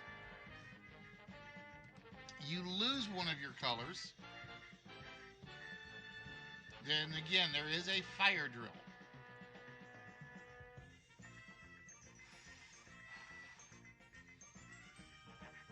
All right, history for elementary. And here is the question. Oh, let me reset the buzzers. In World War II, which Axis nation surrendered 6 days after the Allies stormed its mainland? Roy, you are in first.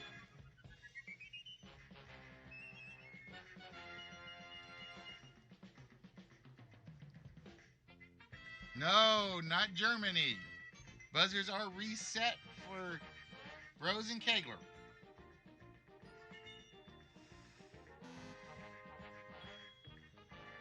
Bros, you are in.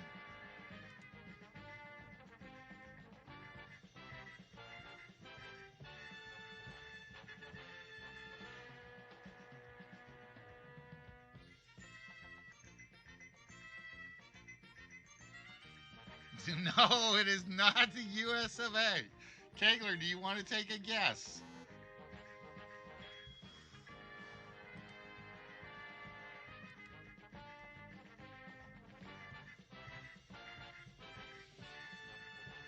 No, it is not France. It was Italy. It was Italy. All right, so we are going to reveal. Oh, it was. Oh, I got to do this the right way. Question mark. All right, Kegs, where do we go next?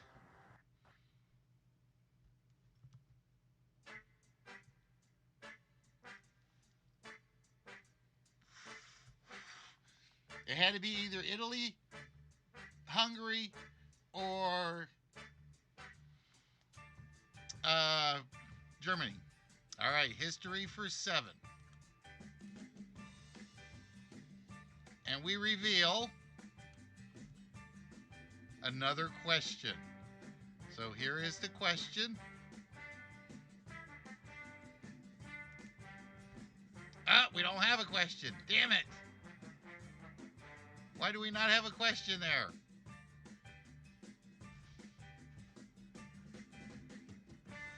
Uh-oh.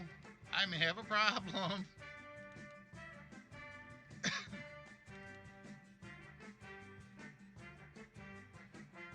Oh, I've got 2 blank questions here. So, ladies and gentlemen, we treat this. I got 2 blank questions. Ha! All right, we're gonna make one up. Bear with.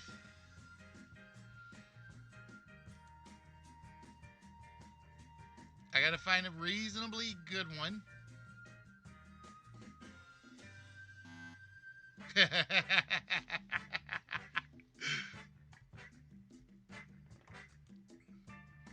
I did not realize that one was blank.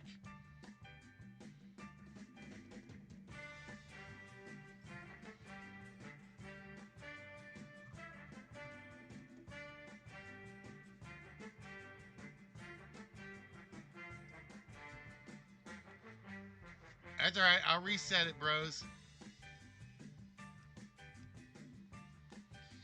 In what decade did the Brooklyn Bridge open?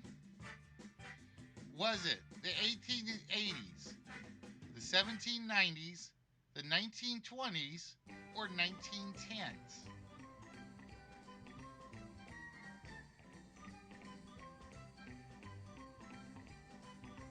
In what decade did the Brooklyn Bridge open? Bros, you are in first.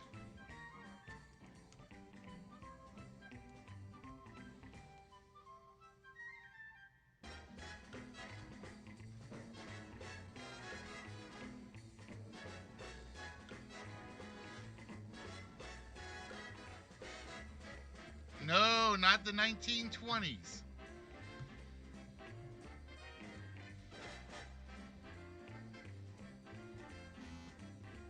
Roy, was it the 1880s, the 1790s, or 1910s? No, not the 1790s. Kegler, you can steal this one for free. Did the Brooklyn Bridge open in the 1880s or the 1910s?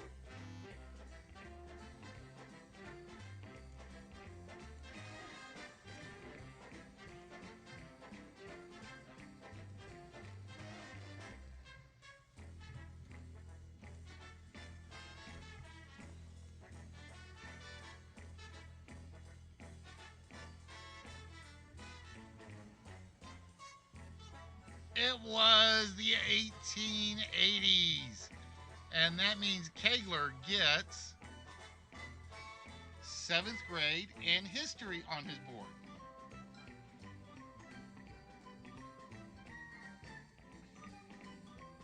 Hey, that's perfect, Roy. That's a perfect reason to use Discord. All right, Kegs, you got it right. Where do we go next?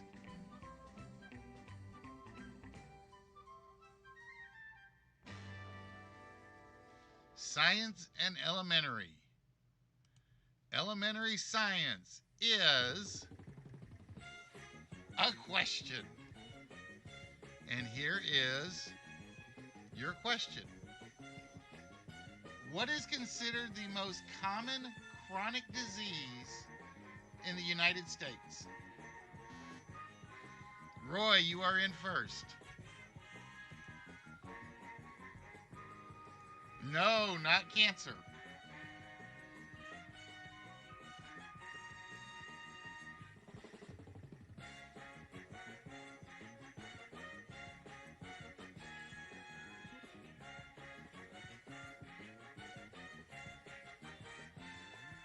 What is considered the most common chronic disease in the United States?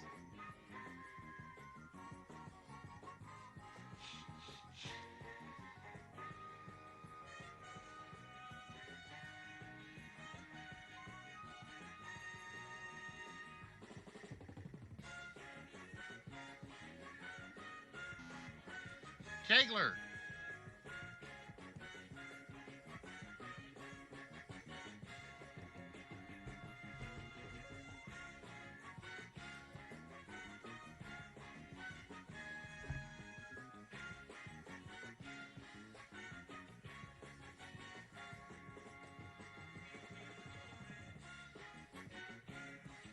No, it is not diabetes. Rose, you want to take a shot at it?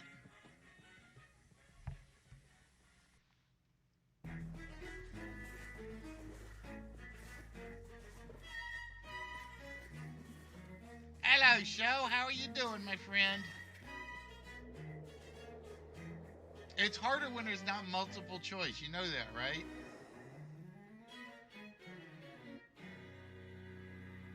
No, it is not cramps. The most common chronic disease in the United States are sinus infections.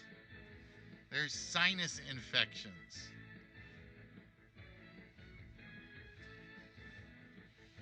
All right, Kegs, where do we go next?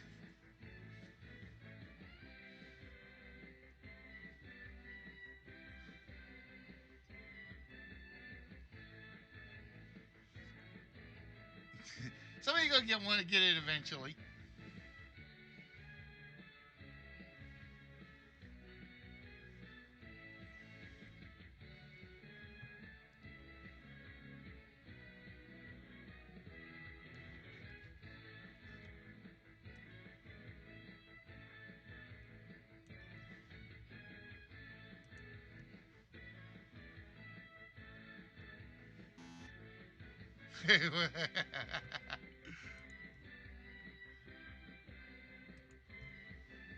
Yep, it is considered a disease.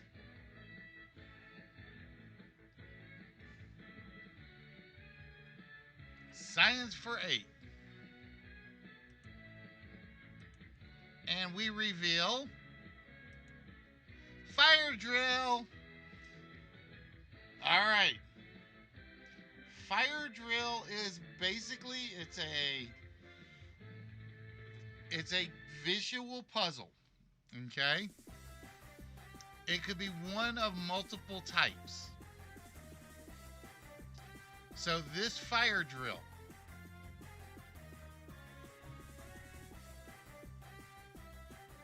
will be a uncovered fire drill. Tower of sequences. We need in order, either ascending or descending. The world capitals in alphabetical order from last to first of these 3 countries.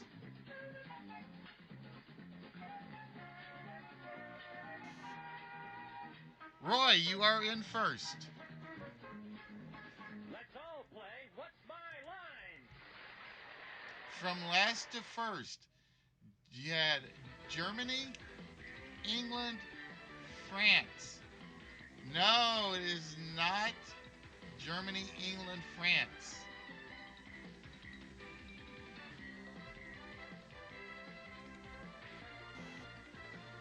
Kegler, in alphabetical order from last to first.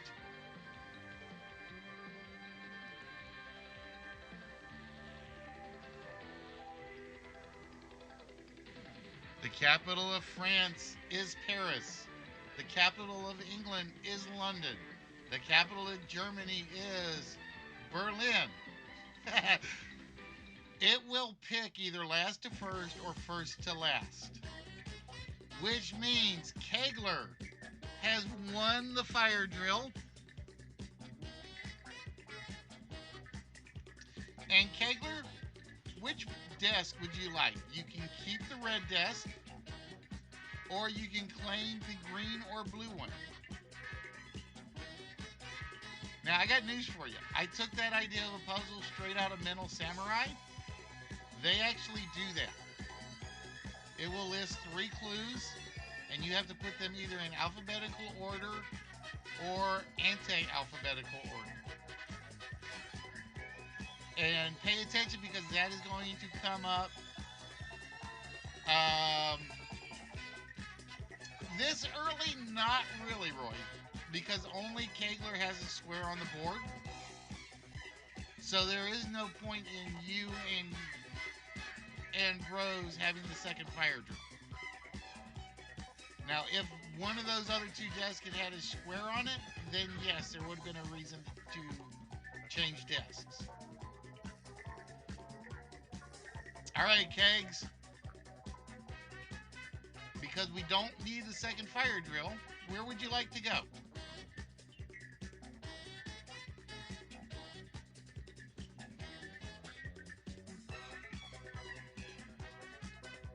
But yeah, you can actually leapfrog into the lead if you change desks.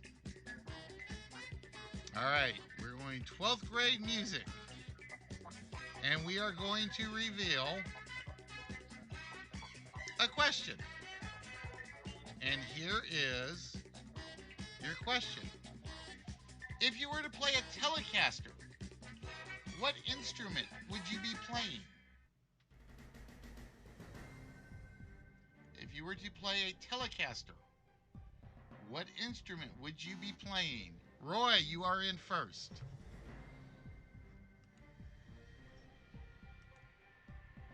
Bass guitar, I will give it to you.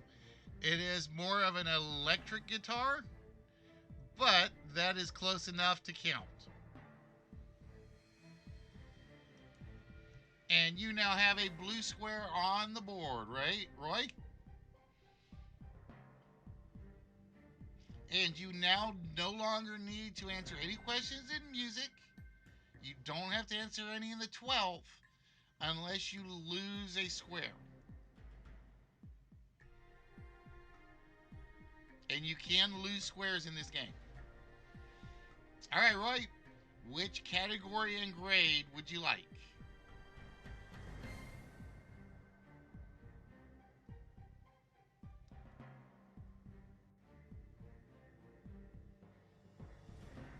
U.S. History for 7th.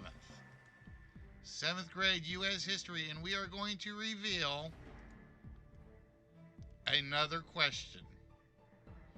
And here is your question. Who was the first president to be shot at in an assassination attempt? It did not succeed.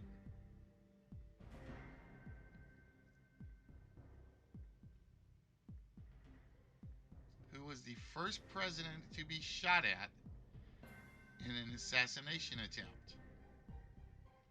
It did not succeed.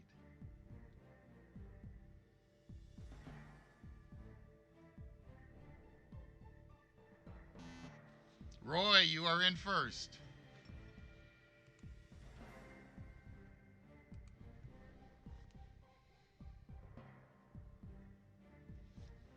It was Andrew Jackson.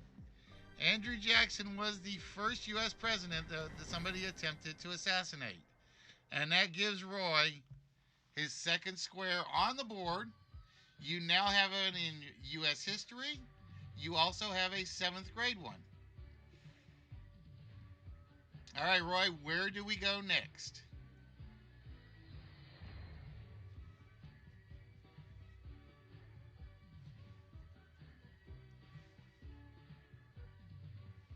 Elementary English. Elementary English. And behind elementary English, there is another question. And here is the question. This suffix ending of a word comes from the Greek for marriage. This suffix ending for a word comes from the Greek word for marriage.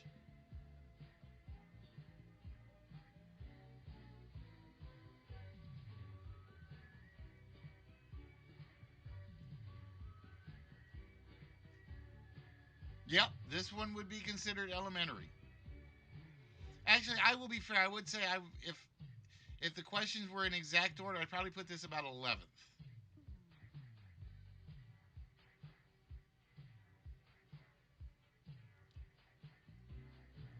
This suffix ending comes from the Greek. Kegler is in.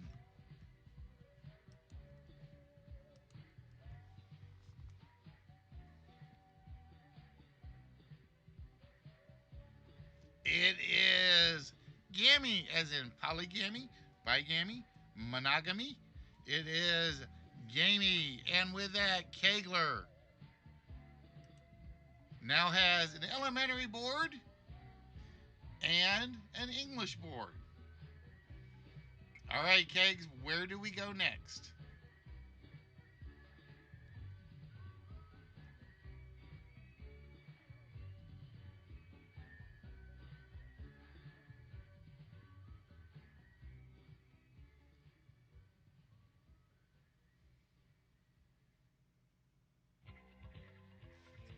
World history for 8th grade. And we reveal. Okay, you're going to lose a square.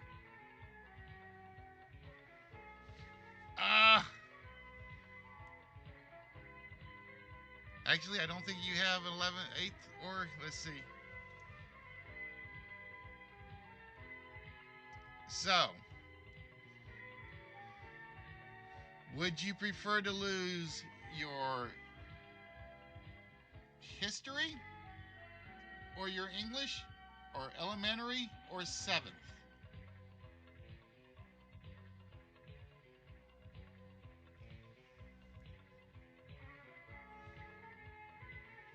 All right, English it is. Now I'm going to hope this works.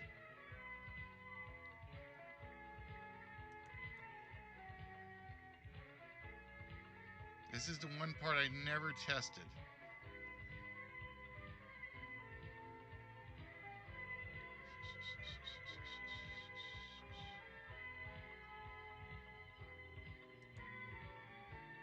Nope, didn't work.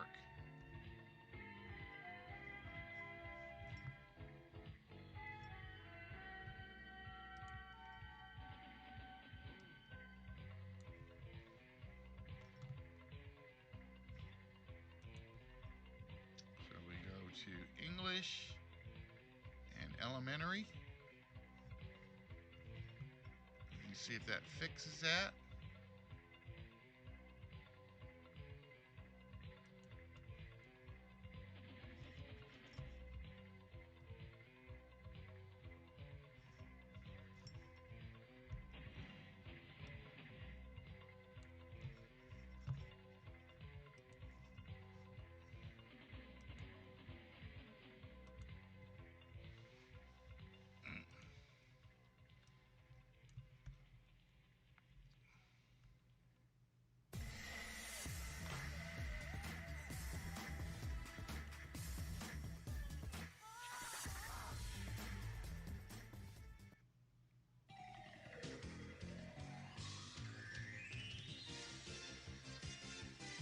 There we go. Okay. So I have to do the exact one. All right, you lost your English, you lost your elementary, but you are still back in control.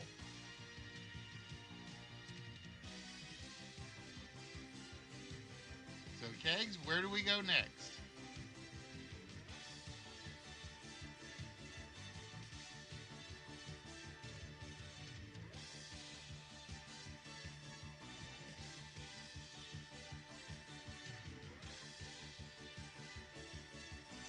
music for 8.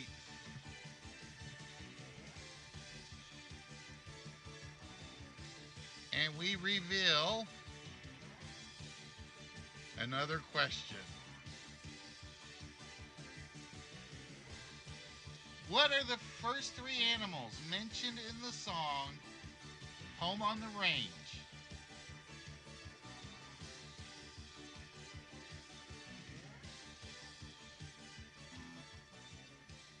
Roy, you are in first. It is buffalo, deer, and antelope. Those are the first 3 that are mentioned in the song. And with that, Roy has added an 8th grade square. You already have music. Now, here's the good news for you, Roy. If you hit lose a square, okay, let's say you lose music 8th, you still keep music because you still got the music in the 12th. All right, Roy, where to next?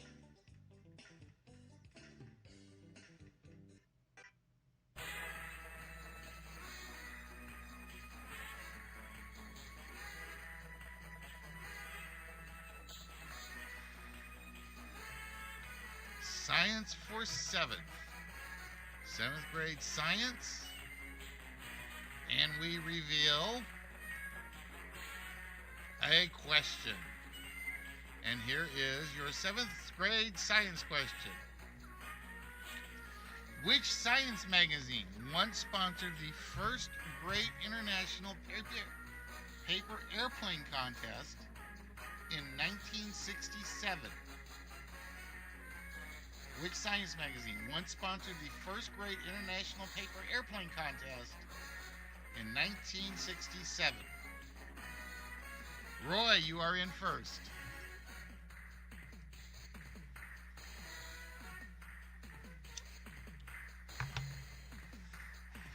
Nope, not National Geographic. Kegler or Rose?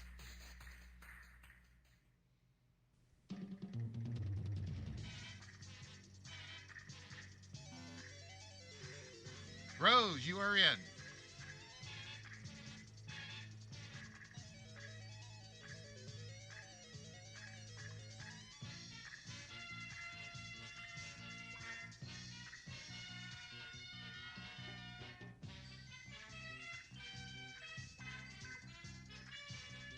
Nope, not time. Kegler, you want to take a shot at it?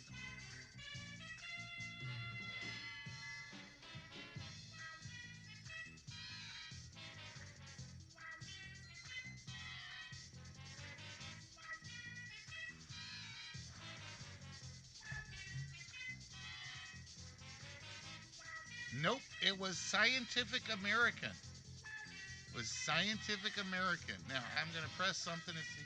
Oh, it does do it. Cool. So we're going to do elementary science. None correct. Elementary history. I forgot to see if that actually did that. Yep. So where to now, Roy?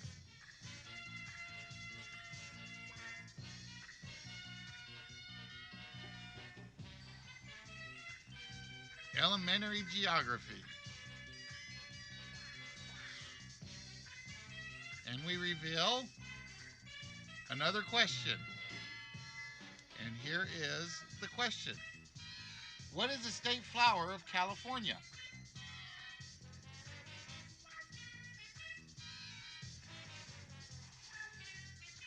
And I will take a variation on the answer.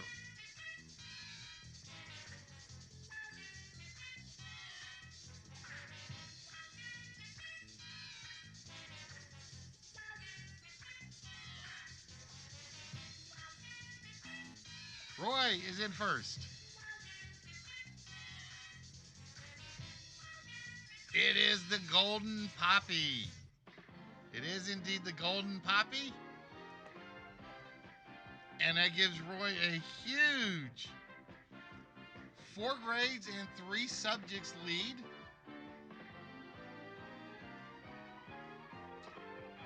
All right, Roy, where do we go next? Ladies and gentlemen, the master of the house, Bob Bunkhouse. Science for 10th. 10th grade in science. And it is a take. Kegler's going to hate you because 7th grade history is now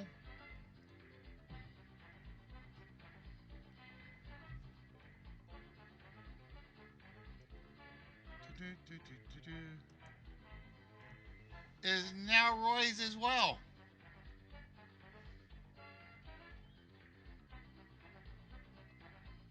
All right, Roy. You need 3 grades and 3 subjects to win the game.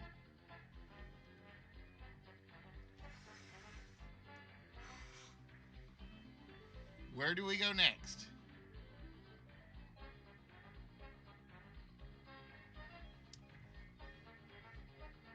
Oh, he's staying in 7th. You've already got 7th, but all right.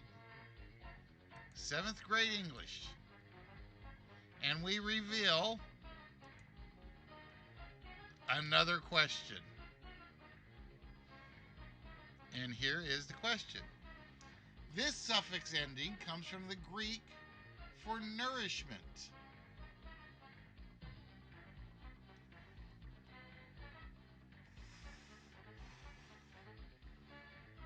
This suffix ending comes from the Greek for nourishment.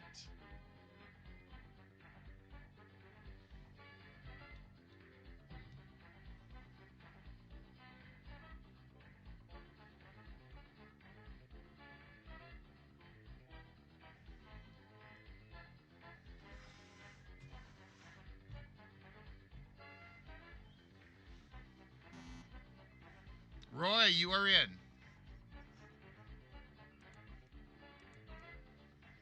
Nope, it is not Epsi. Kegler is in.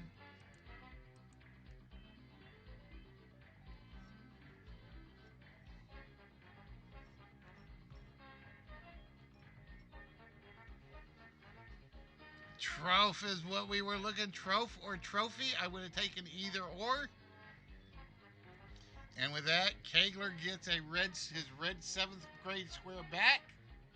And he now has English on the board. All right, Kegs, where do we go next? For being a coach, you better have gotten that one right. From the entertainment jackpot capital of the world, Atrophy, dystrophy, entropy. All right, elementary music. And we reveal a question. And here is your question. In the 1990s, which musical format was used by the most radio stations?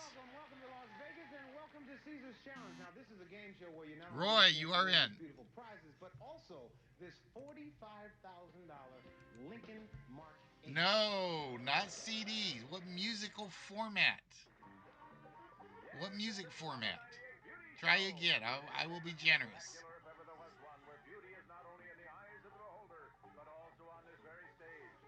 What radio station format? No. As in musical genre.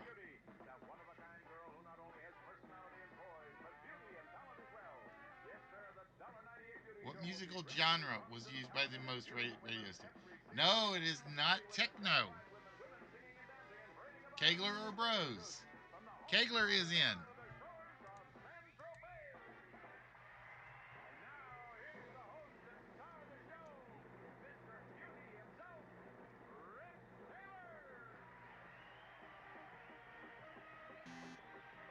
No, it's not pop. Bros.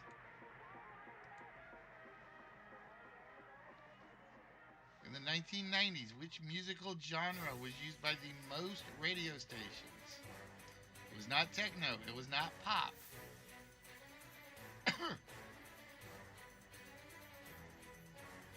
It was not rock. Believe it or not, in the 1990s, there were more country music stations than any other in the world or in the United States. It was country music. Nobody got that one right. So, Kegs, where do we go now?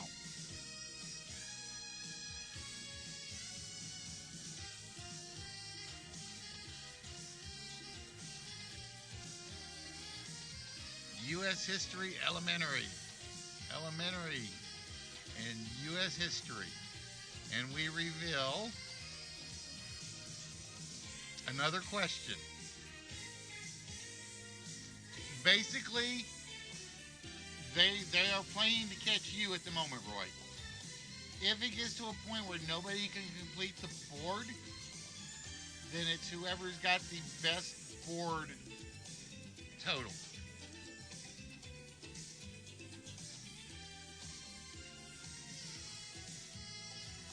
What did Ulysses S. Grant refer to as the most unjust war in American history?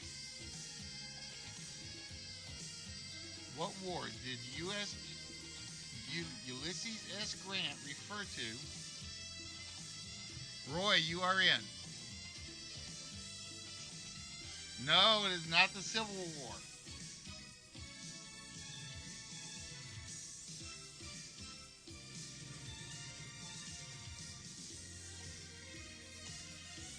What war did Ulysses S. Grant refer to as the most unjust war in American history?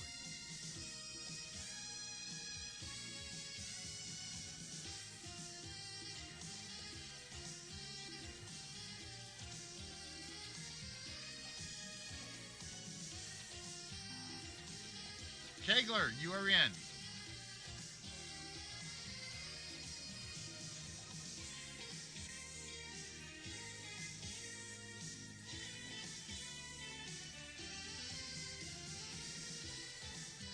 It was the Mexican-American War. And with that, Kegler gets U.S. History and Elementary. So Kegler has three subjects and 2 grades. All right, Kegs, where do we go next? And now, here is America's #1 clock watcher, Bud Snyder.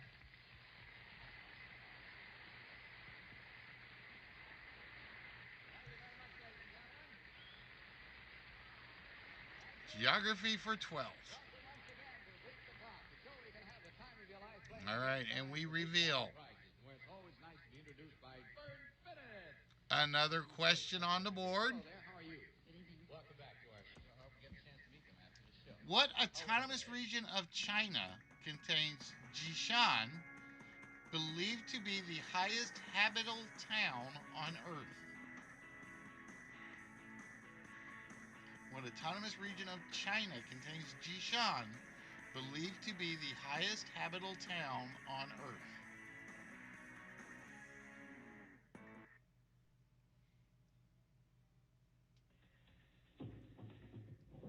Hidden in this jumble of letters is the name of the world's most famous baby doctor.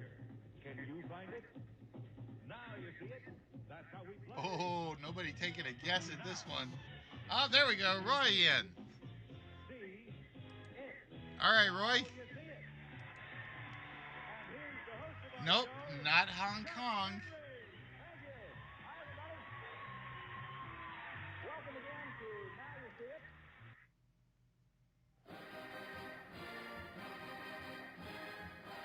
Uh-oh, we lost Bros.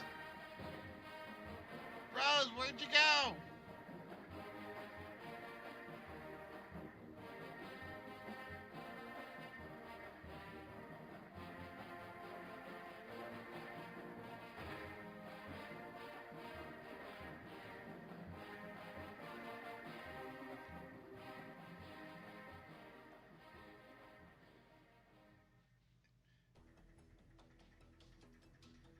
Showtime, where are you?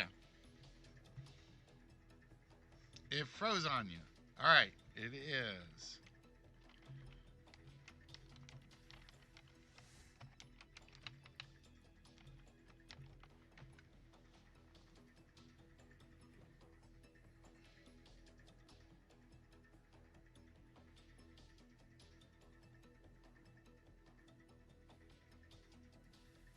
Well, we got the delay because of Brose's disappearance.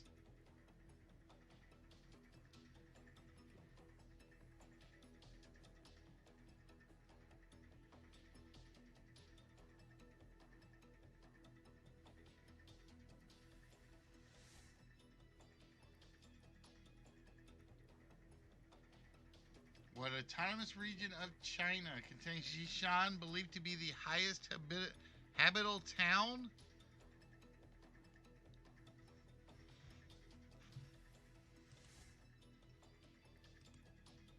That would have been Tibet.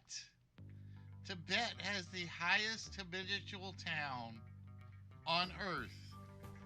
All right, nobody got. Ah, there's Kegs.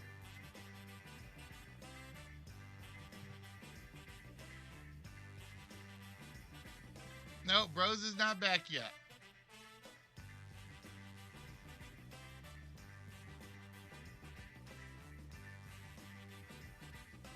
All right, Kegs, where do we go next?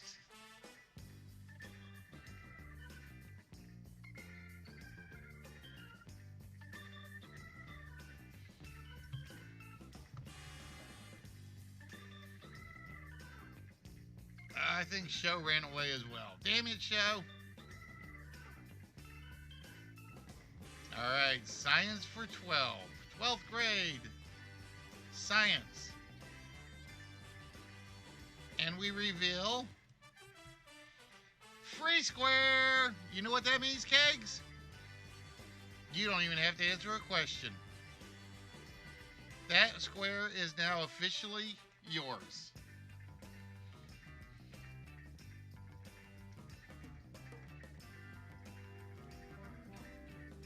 All right, Kegs. You are 1 grade behind Roy.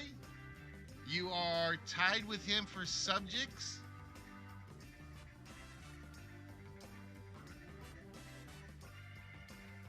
Where do we go now?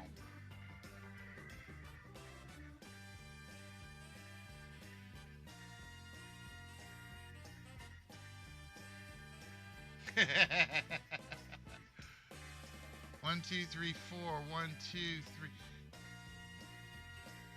It should be one ahead in subjects. I'm trying to figure out which one it didn't pull.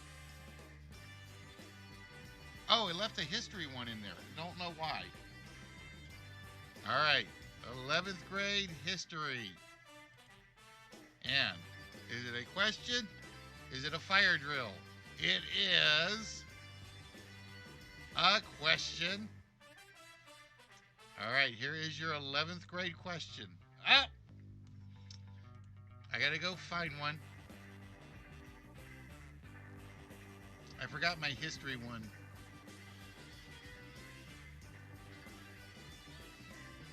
All right. There's Bros. All right, your question is, the Tom Thumb was the name given to the first named what in the United States?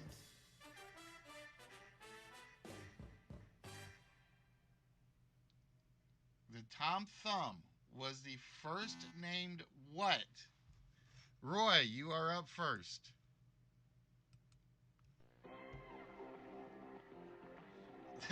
Fairy tale. No. Wrong category. That would have been great if we had the literature category. The Tom Thumb is the first named what in the United States?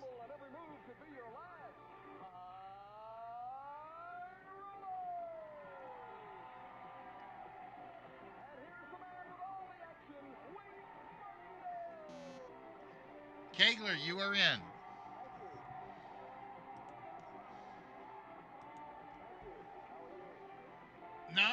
is not the grocery store. Bros, do you want to take a guess?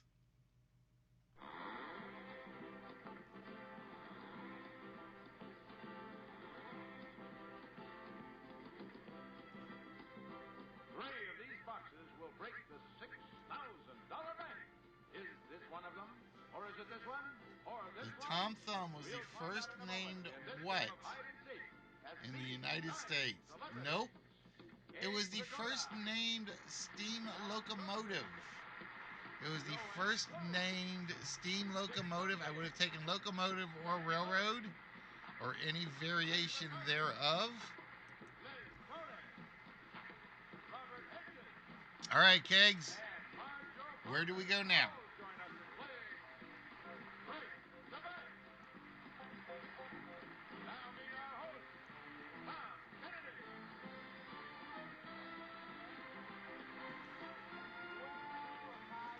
English for 11th. 11th grade English. And we reveal fire drill. Now is where it'll come into play. All right, so at the moment, Roy has 4 subjects, 4 grades.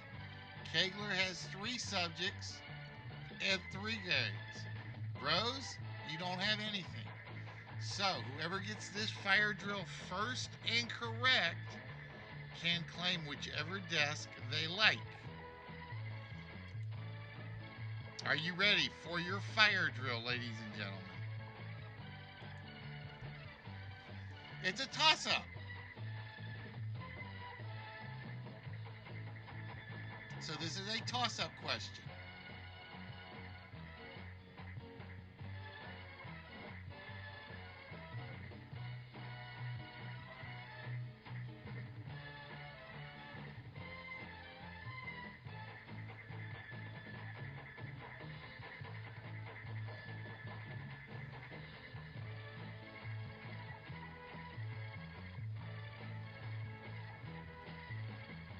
Buzz in when you think you know the answer to the toss-up question. Roy, you are in.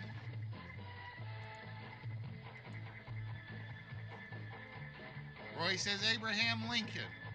Which U.S. president was said to have given the first presidential turkey pardon?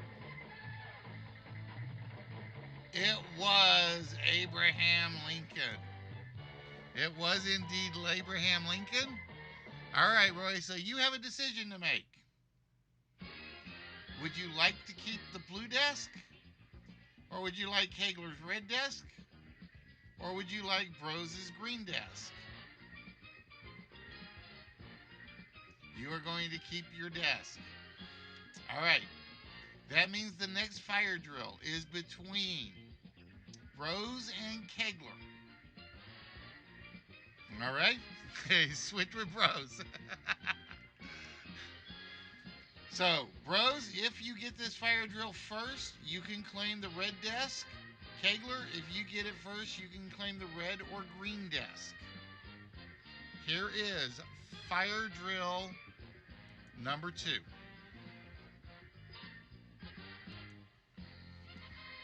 And it is another toss-up.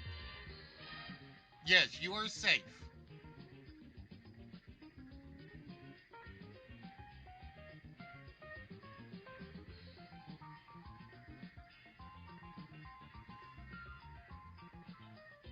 They cannot take your desk because you had first choice.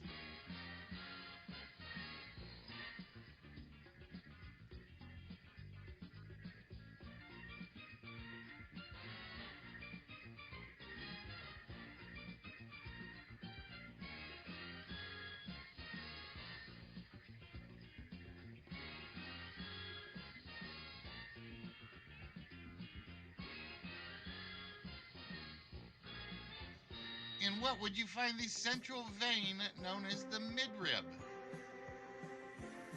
Is that an oil well or leaves?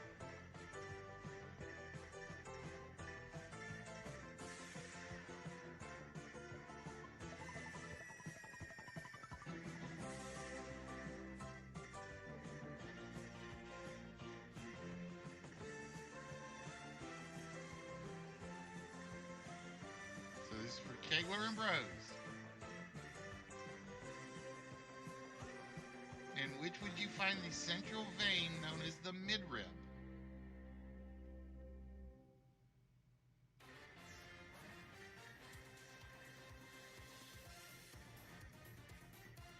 Would you find it in an oil derrick?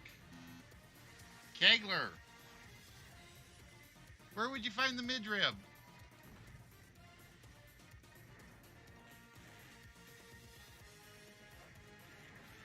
It is in leaves.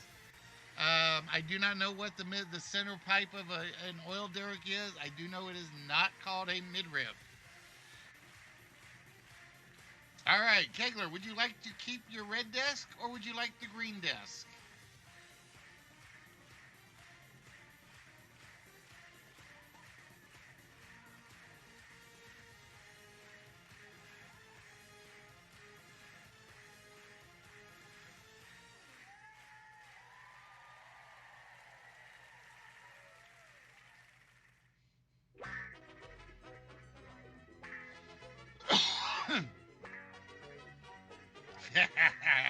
He'll breathe and keep his desk.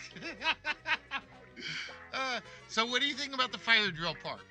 I want to know what you guys think about it. I will tell you, there are toss-ups like that where you'll see two pictures, only one will be correct. There are ones where you'll do word smash.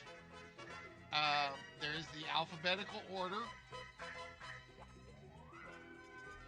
And I'm trying to remember what the other. I think there's five different types of fire drills. But the fire drills are going to also become part of Mental Samurai whenever I get time to do that. There may be more fire drills up there. I don't know, Roy. I think it can be. It's set to have up to 3, I think.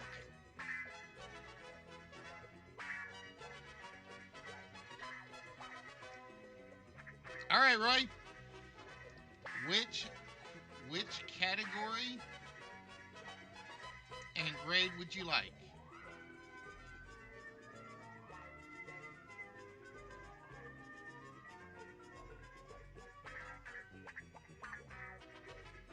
World History for 11th. We go 11th grade World History, and we reveal a question. So here is your question, ladies and gentlemen. What did the French National Assembly adopt as the official means of execution in 1729?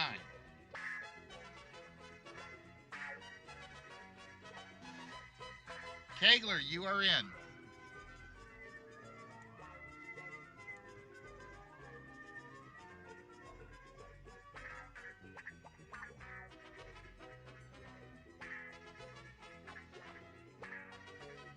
It is the guillotine. They accepted the guillotine as being the official means of execution in France in 1729.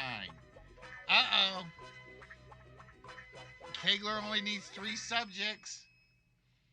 Roy needs 3 grades in 3 subjects. Let's see, what do we have? 1, 2, 3, 4. 1, 2, 3, 4.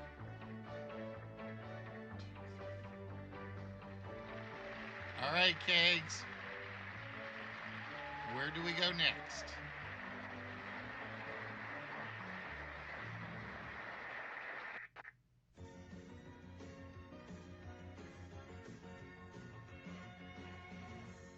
Music for 9th.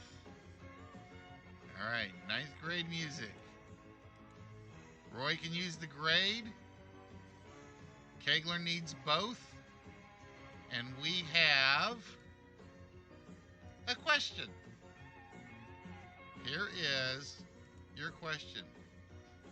Which Briton did Time Magazine dub as the Magician of the Musical in 1988? Which Briton did Time Magazine dub as the magician of the musical? Roy is in first.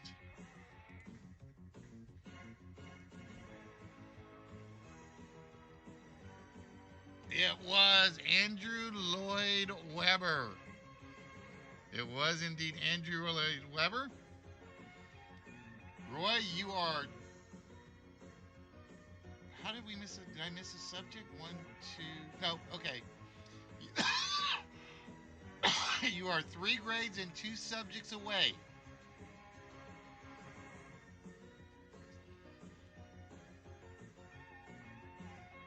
Which one would you like?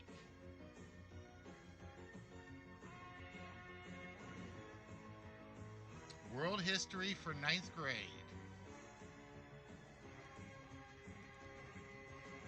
And we reveal a question. And here is your question. Let me read this because this looks okay. During the Japanese Great Tenmai famine, government storehouses of what food source were raided by the public? In the Japanese Great Tenmai famine, government storehouses of what were raided by the public? Kegler, you are in.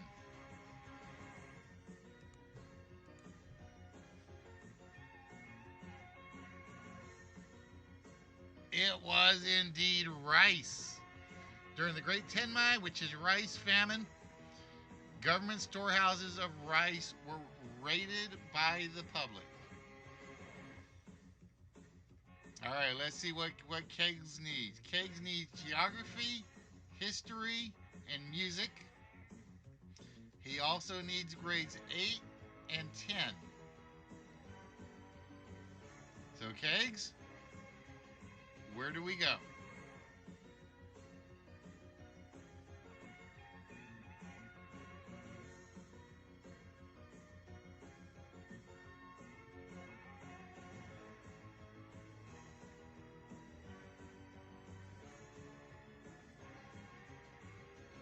English for 8th.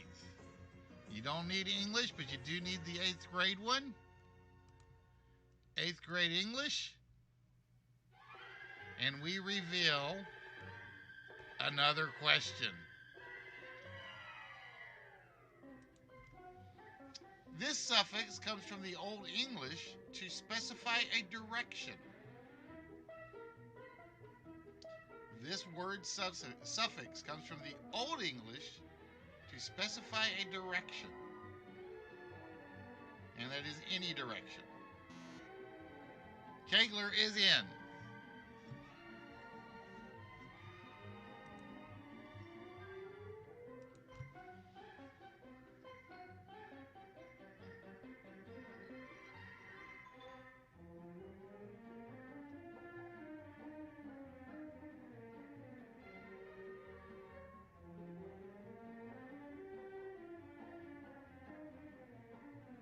Nope, not Shire.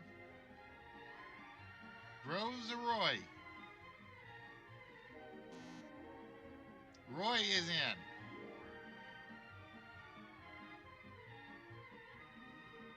No, it is not Ling. Bros, you want to take a guess? Get on the board?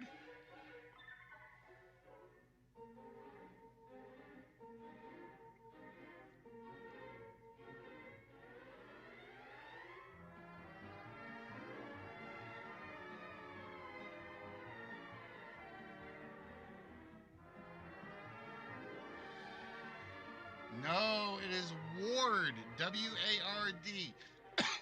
Forward, backward, northward, leeward. We were looking for W-A-R-D. All right, nobody gets that one right. All right, Kegs, where do we go next?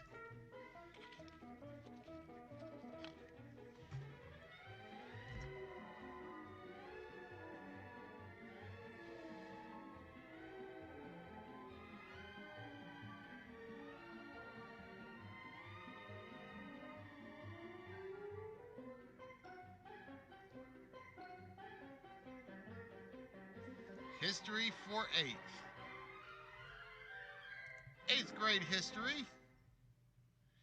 And we reveal a free square. Kegler. Oh, he hit it. He hit troubles early with the loses. But 2 free squares in a row. All right, Kegs. You now need 2 subjects and 1 grade.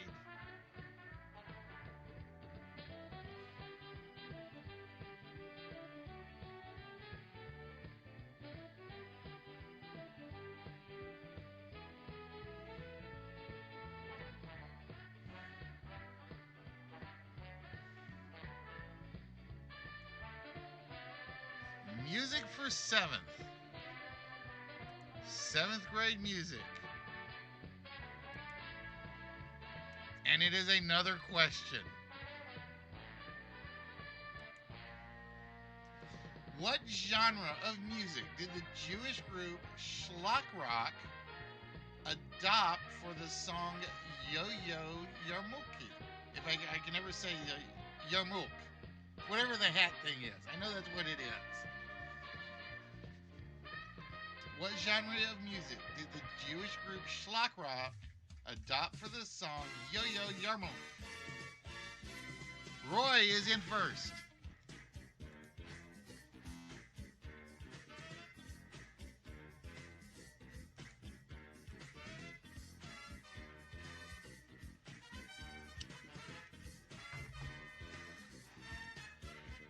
No, not klezmer. I don't think. Let me look. If you threw one of them weird words at me,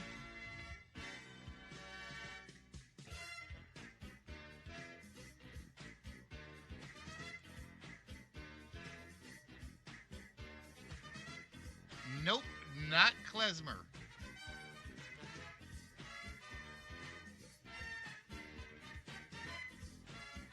What genre of music did the Jewish group Schlock Rock adopt for the song Yo-Yo Yamoki? Yamayu. How do you pronounce that thing? I can never remember.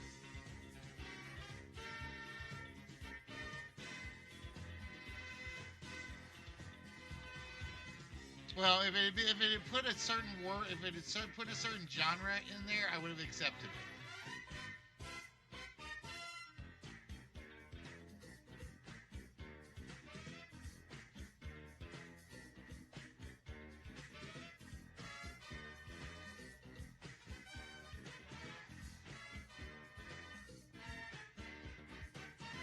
Kegler or Bros, you want to take a guess?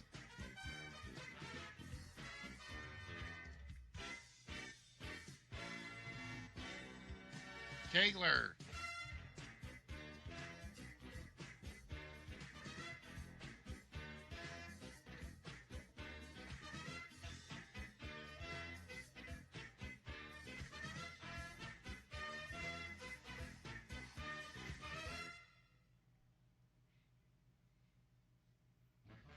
No, not Jewish rock. Bros, you want to take a guess? It is not klezmer. It is not rock.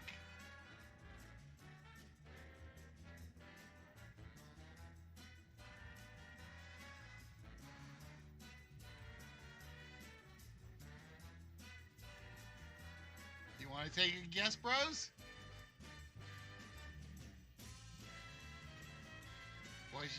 No, not classical. They adopted for one song rap. Yo-Yo Yarmulke. It is rap.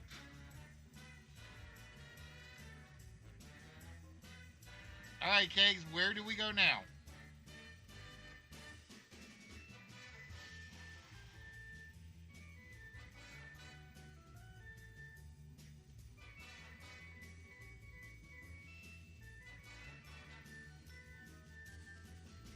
Geography for 7th. 7th grade geography. And we have a question. Which two Saudi Arabian cities are considered the holiest places for Muslims? Which two Saudi Arabian cities are considered the holiest places for Muslims? Roy is in first.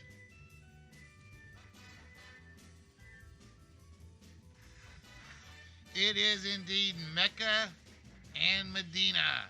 You didn't need it because you had both 7th and geography, but you keep Kegler from completing his board at the moment. All right, Roy, where do we go now?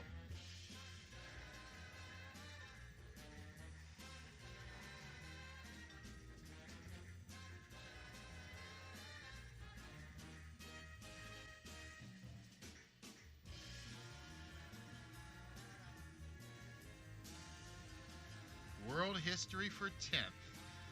10th grade, World History. And we reveal a question. And your question: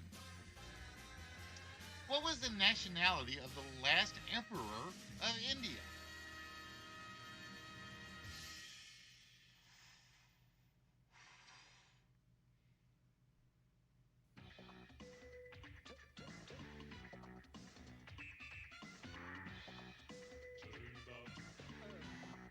Roy in first. Come here, mouse.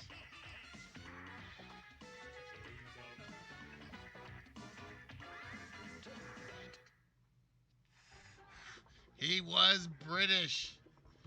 And with that, Roy gets square 10 and history. So Roy now needs 2 subjects. Roy needs music and geography. Nope, I'm sorry. 1, 2, 3, 4. Oh, Roy just needs music. And 11. Wait. What does Roy need? English. I'm losing track of where I am. English and science. English and science.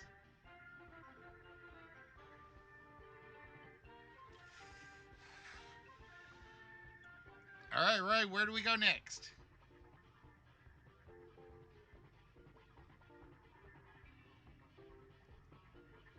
Science for 9th. 9th grade science. And we reveal a fire drill. All right, this is very important. Basically, Kegler is down to geography and music. Roy is down to science and English.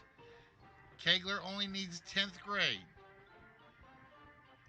And here is the fire drill. Use the end of the first word with the start of the last word to make the middle phrase. And I will tell you the question marks are the number of letters.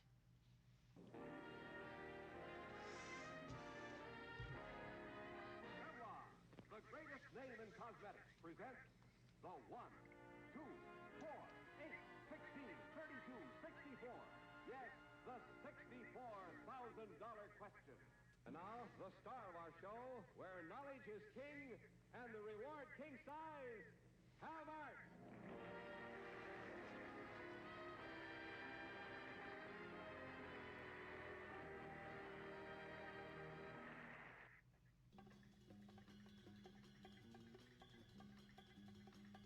So we have Holy Blank and Blank Douglas.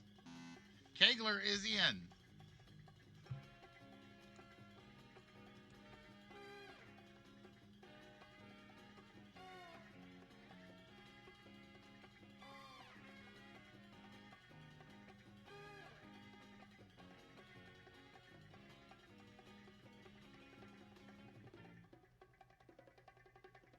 Holy Blank, Blank Douglas gives us what 2-word phrase?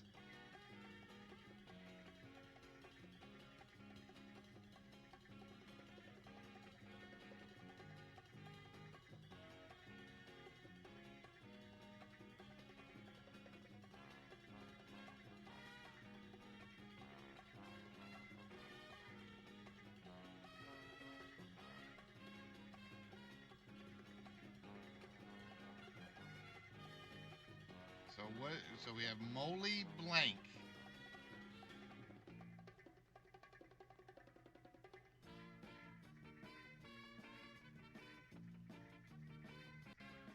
We're looking for a two-word phrase. Moly.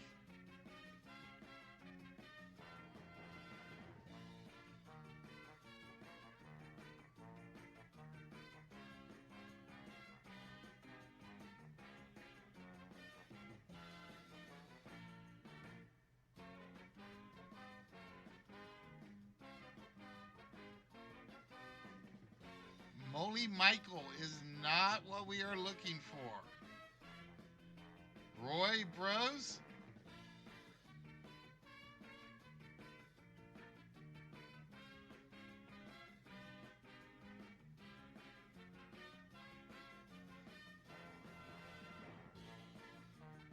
Holy Blank, Blank Douglas gives us a two-word phrase of blank blank.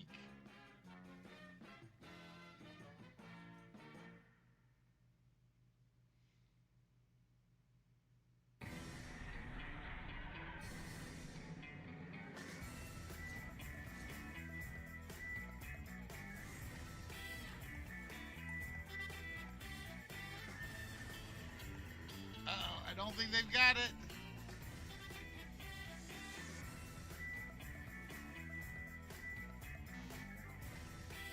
Bros, to pull off a major upset, what is our two-word phrase?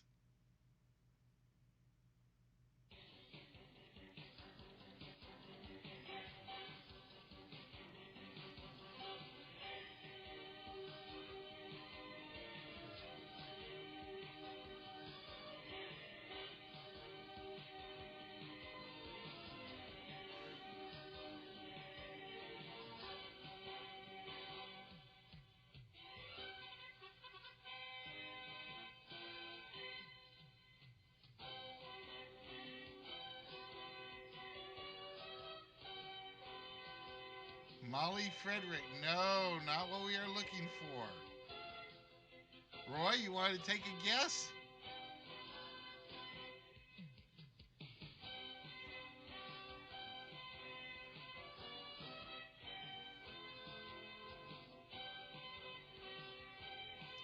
Smarty Pines, how you doing, my friend? What is good? Thank you so much, Kmart.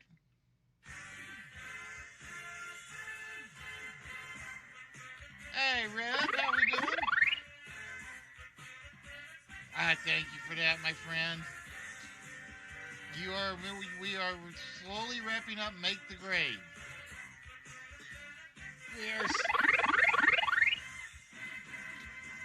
All right, head's covered. I am Pope Treviticus. I welcome you all to the world of Make the Grade.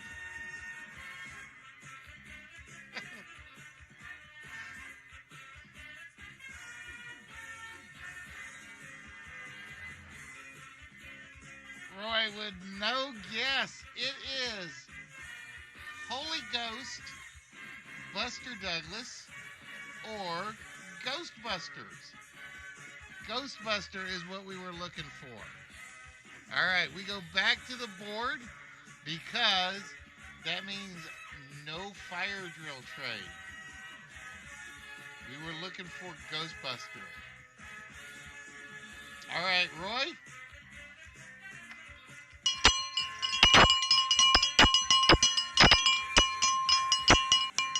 Smarty Pines asking for a little cowbell. You get just that. All right, Roy says 11th grade science. And we have a question. So, Roy, Kegs, Bros, here is your question.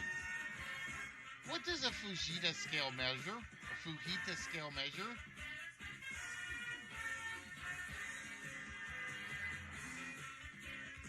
Kegler, you are in.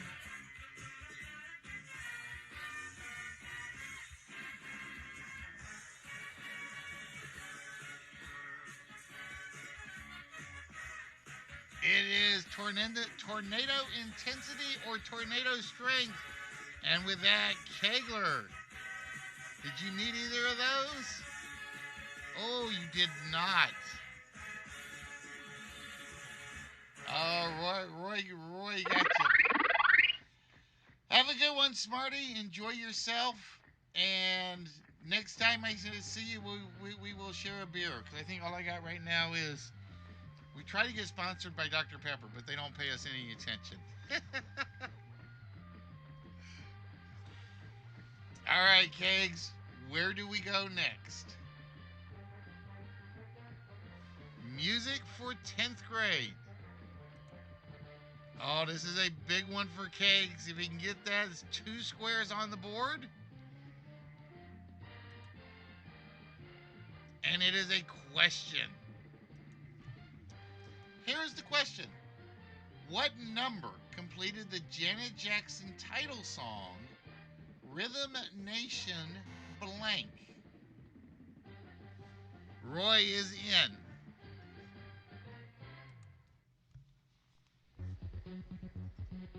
It is Rhythm Nation 1814. 10th grade music. Already in your wheelhouse, Roy. But you are in control. Where do we go next?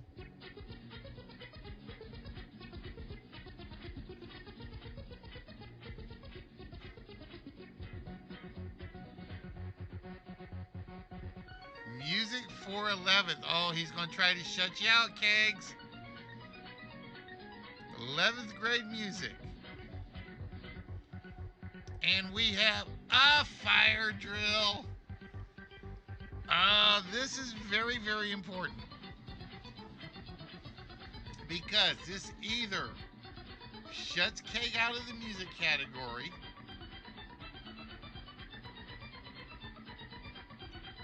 or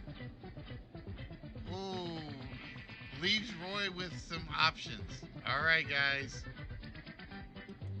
Here is your fire drill.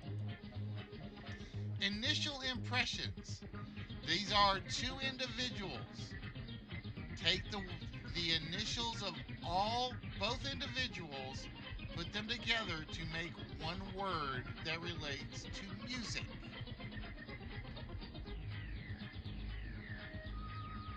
So you're going to take the initials of the first person with the initials of the second person to come up with a 4-letter music word.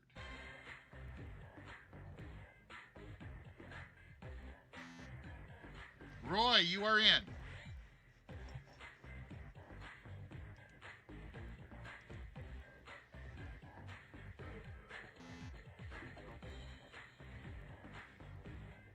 It is ABBA. It is indeed ABBA. We have Antonio Banderas and Buzz Aldrin. ABBA gives us ABBA. All right, so with that, Roy, would you like to stick with the blue desk, or would you like to move over to the red desk? Or do you want Bros' green desk?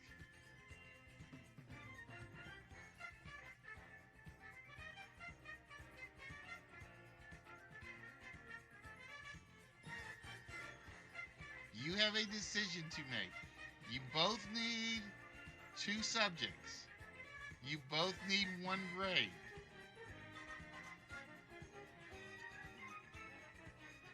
The music subject is gone. Roy is keeping his desk. All right, this one is for Kegler and Bros. Kegler, Bros. Here is your fire drill. Oh. I don't have any more fire drills, apparently. Yeah, I do. Hold on. Let me see what my link is.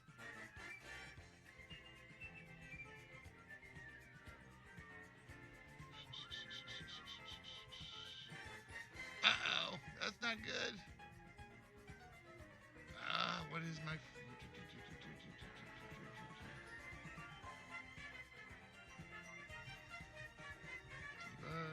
sec. And watch.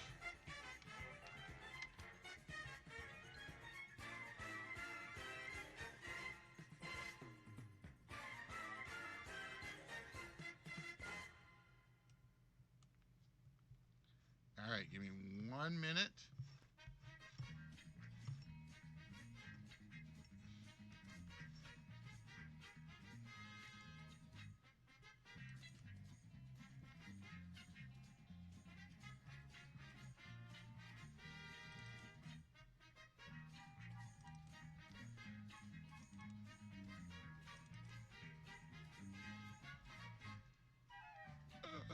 Oh, I don't have one for this. Damn.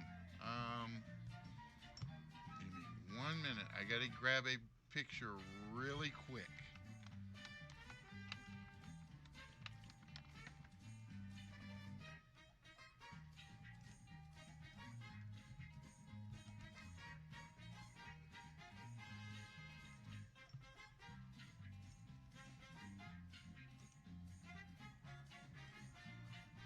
I did not realize I was missing that picture.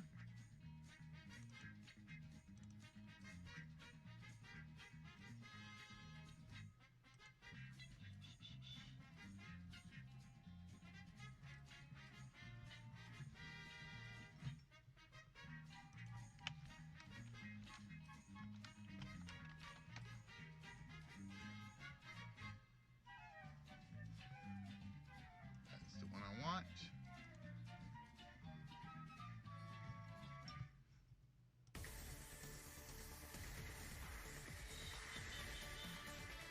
I did not realize that picture was missing.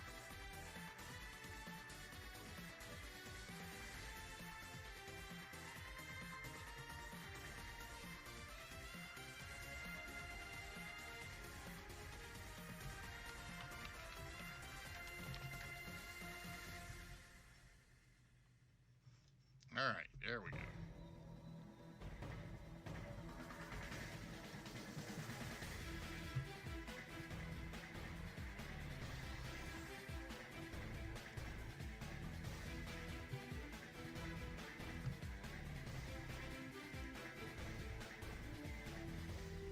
This is a toss-up question.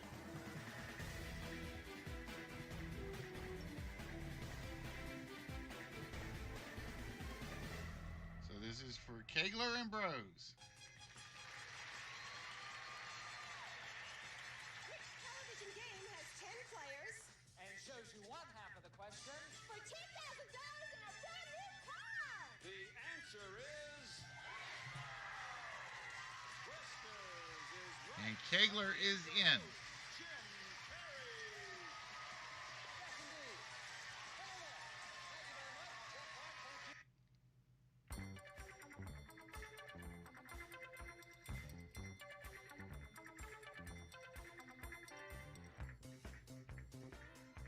you. Kegler, you know that polo is barred to left-handers. What other sport is it also forbidden to play left-handed?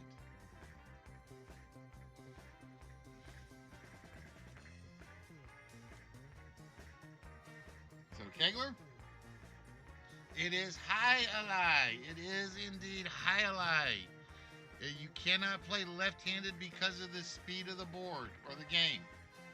So, Kegler, I assume you would like to keep desk number 1.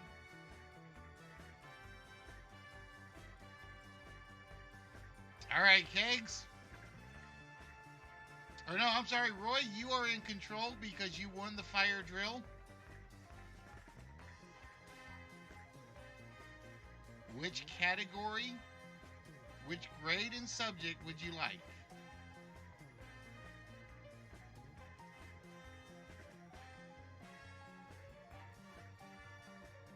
You cannot get the science square. Don't want the comma. All right. 12th grade English. Let me check. 2, 3, 4, 5, 6. So you cannot get science. You can get English. Kegler cannot get music, but he can still get geography. 12th grade, and English. And it is a question. What is the term for a word that changes its meaning when it is capitalized? What is the term for a word that changes its meaning when it is capitalized?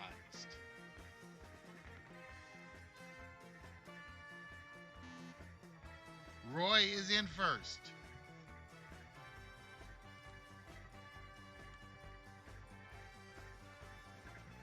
It is a captainem.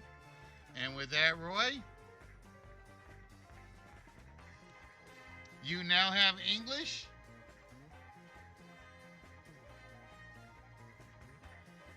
If you have every subject except science, but you cannot get, which means you only need the 11th grade to complete your board.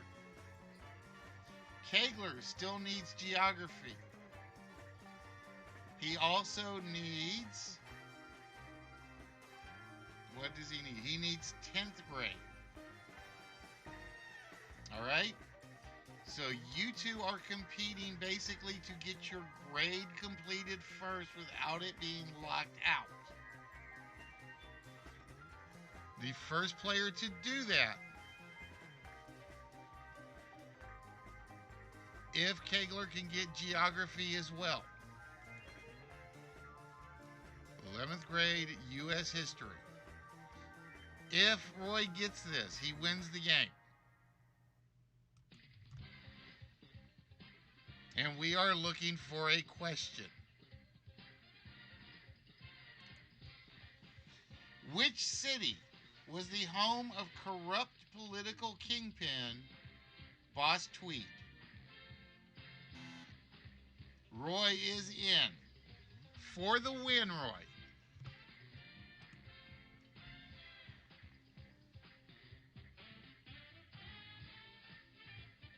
Because again, Kegler cannot catch you in subjects.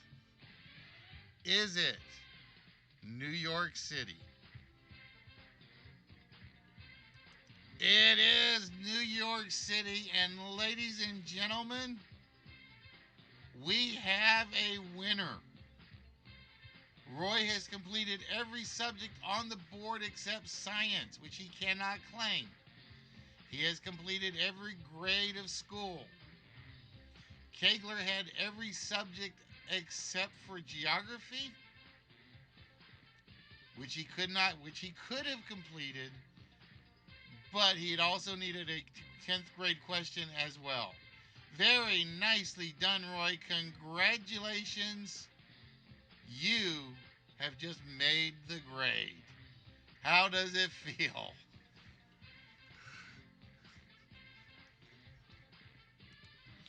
That was tense. I thought the fire drill the fire drill did what it was supposed to do. All right, bros, have yourself a good one, my friend. Have yourself a good one. Cake started rough. He hit the back-to-back loses, so he lost a subject and a class. What was it? Elementary English. But then he found the 2 freebies, which got him right back into it. Now, see, I was expecting bros to steal one of the fire alarms for fire drills, and then expecting him to take your desk. That's what I was expecting. Because I have seen it happen in the game where there was a player that basically couldn't get off the buzzer fast enough. And he won like one of the last fire drills to swap desks. And it's like, that's not fair. And it's like, that's part of the game. That's part of the game. But yeah, you definitely earned that one, Roy. Roy and Kegler literally, you would have been pissed. Like I said, I've seen it happen. I have seen it happen, and it's the rules of the game. is the rules of the game. Because here's the thing I've always heard when they didn't make the grade. They would test the kids, okay? And they would get a kid that was really good at the fire drills, which were like physical challenges. But since we can't do physical challenges, we do the mental challenges.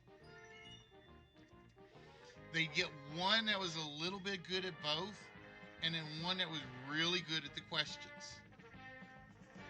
And that's what it would usually come down to, is who got the last fire drill at just the right moment. But congratulations, Roy. You are our winner. And with that, we got to go find you a prize to put away. So, I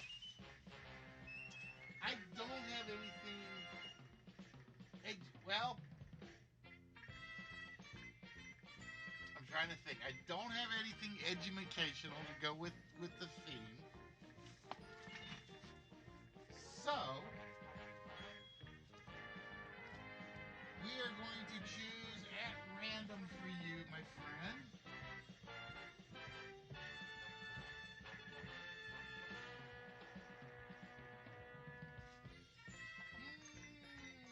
I have decisions to make. Look out, Mark. You are in my way.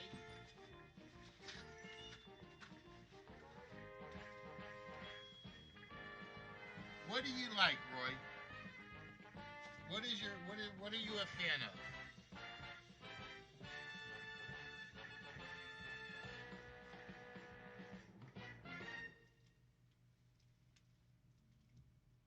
This is the personalized license plate of a grain salesman. You can figure out that Almost been going 10th. to play. Bumper stopper. I can find out in a minute. Superheroes. All right, that makes it easy. That makes it very easy. Because this is one of the last one of these I have.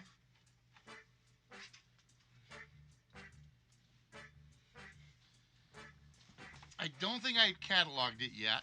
So, with that,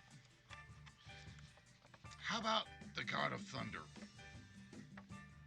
By the power of Odin, you are now the proud owner of the Thor LED illuminated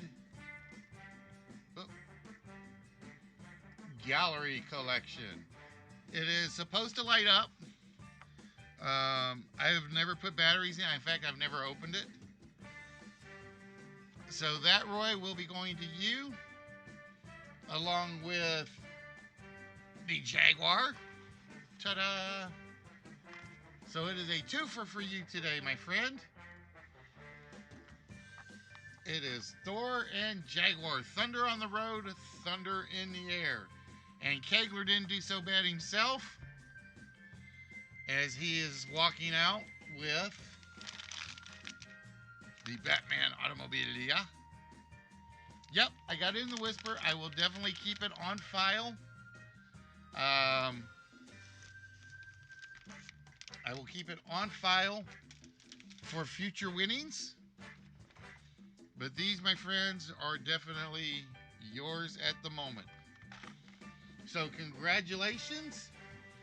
And with that, guys, it is now 10:15. That game went longer than I thought it did. Or I started later than I thought I did. So with that, what was under geography 10th? Let's go find out. 10th grade geography would have been another straight standard question, Kegs. A straight standard question would have put you right there with him. But there is some strategy into what you pick on the board.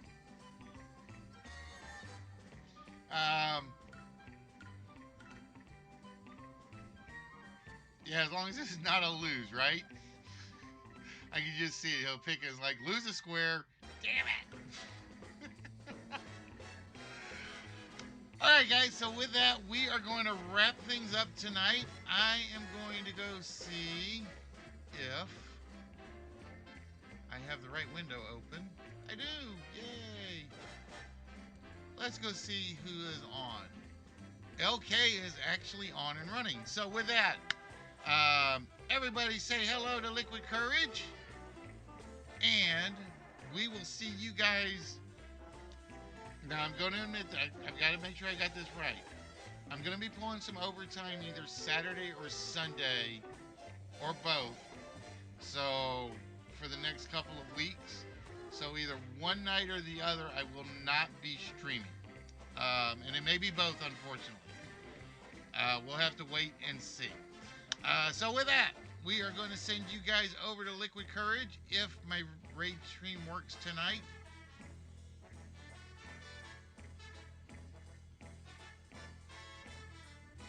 Ta-da! Oh, it works. And we will see you hopefully this weekend, but I can't make you any promises. So with that, from the Pope Treviticus, question well, question everything, and just have a good time. We will see you guys later.